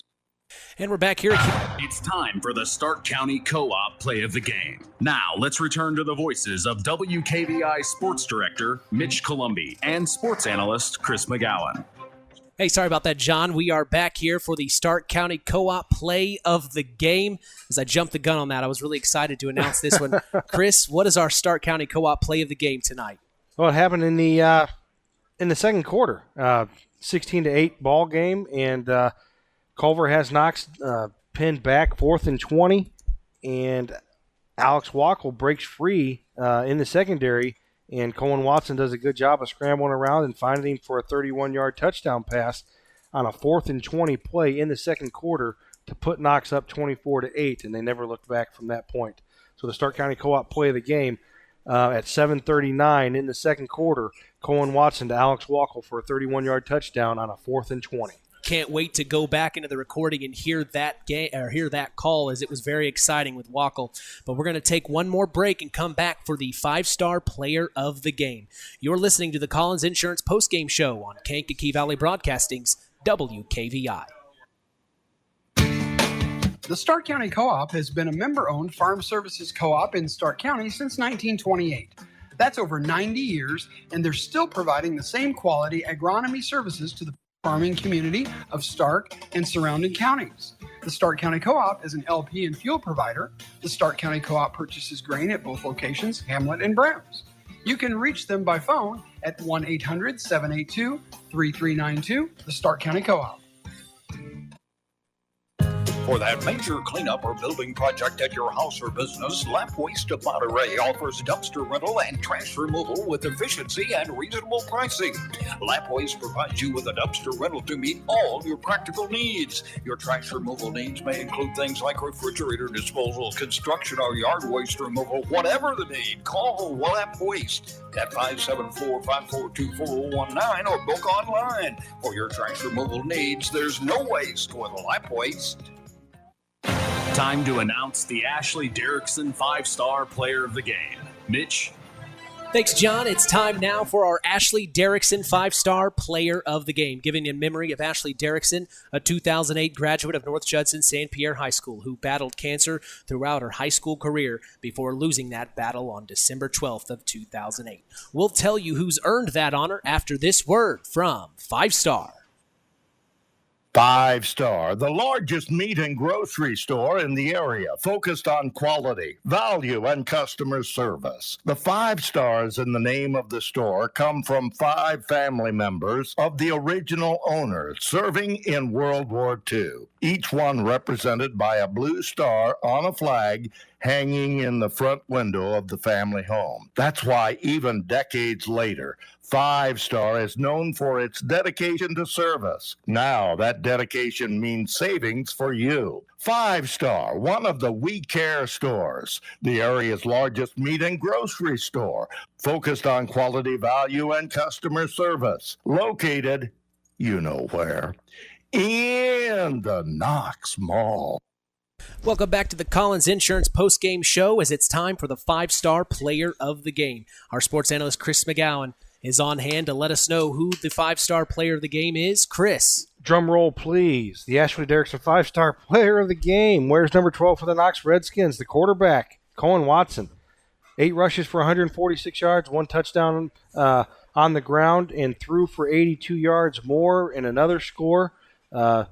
Just a lot of production there from the senior quarterback and the leadership. Actually got banged up on defense. I was about to say that. And was able to come back and was able to still play in the game.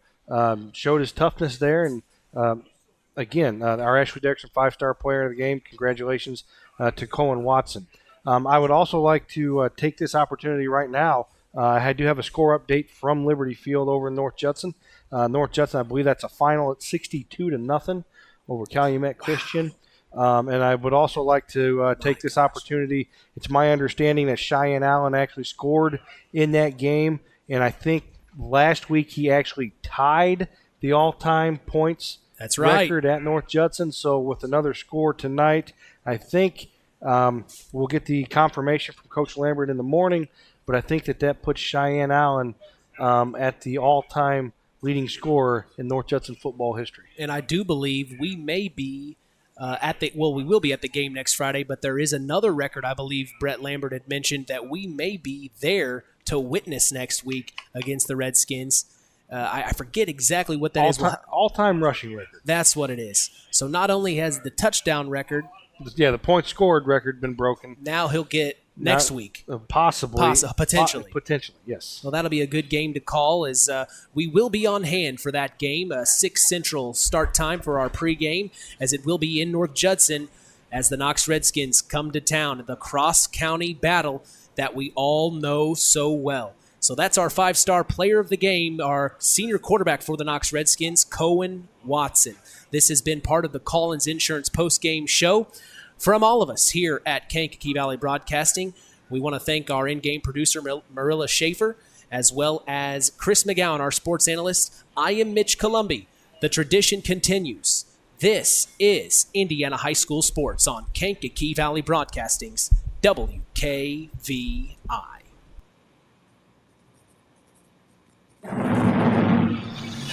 Thank you for listening to High School Football on Kankakee Valley Broadcasting's WKVI. Sponsored in part by Coca-Cola, Culver Portside Marina, Nepco Crane and Equipment Services, specializing in mobile crane service, Dairy Queen of Winamac, Patrick Auto Group, Farm Fertilizers, First Farmers Bank and Trust, Lawrence Farms, Mark's Body Shop in Knox, Zingo Express, Pulaski Memorial Hospital, Stark County Co-op, Ancilla College, LAP Waste Disposal, The Auto Park with locations in LaPorte, Plymouth, and Bremen, Standard Plumbing, Heating, and Air Conditioning, Collins Insurance, Howard's Marathon of Winamac, and 5-Star. We thank our sponsors for their dedication in supporting local high school sports.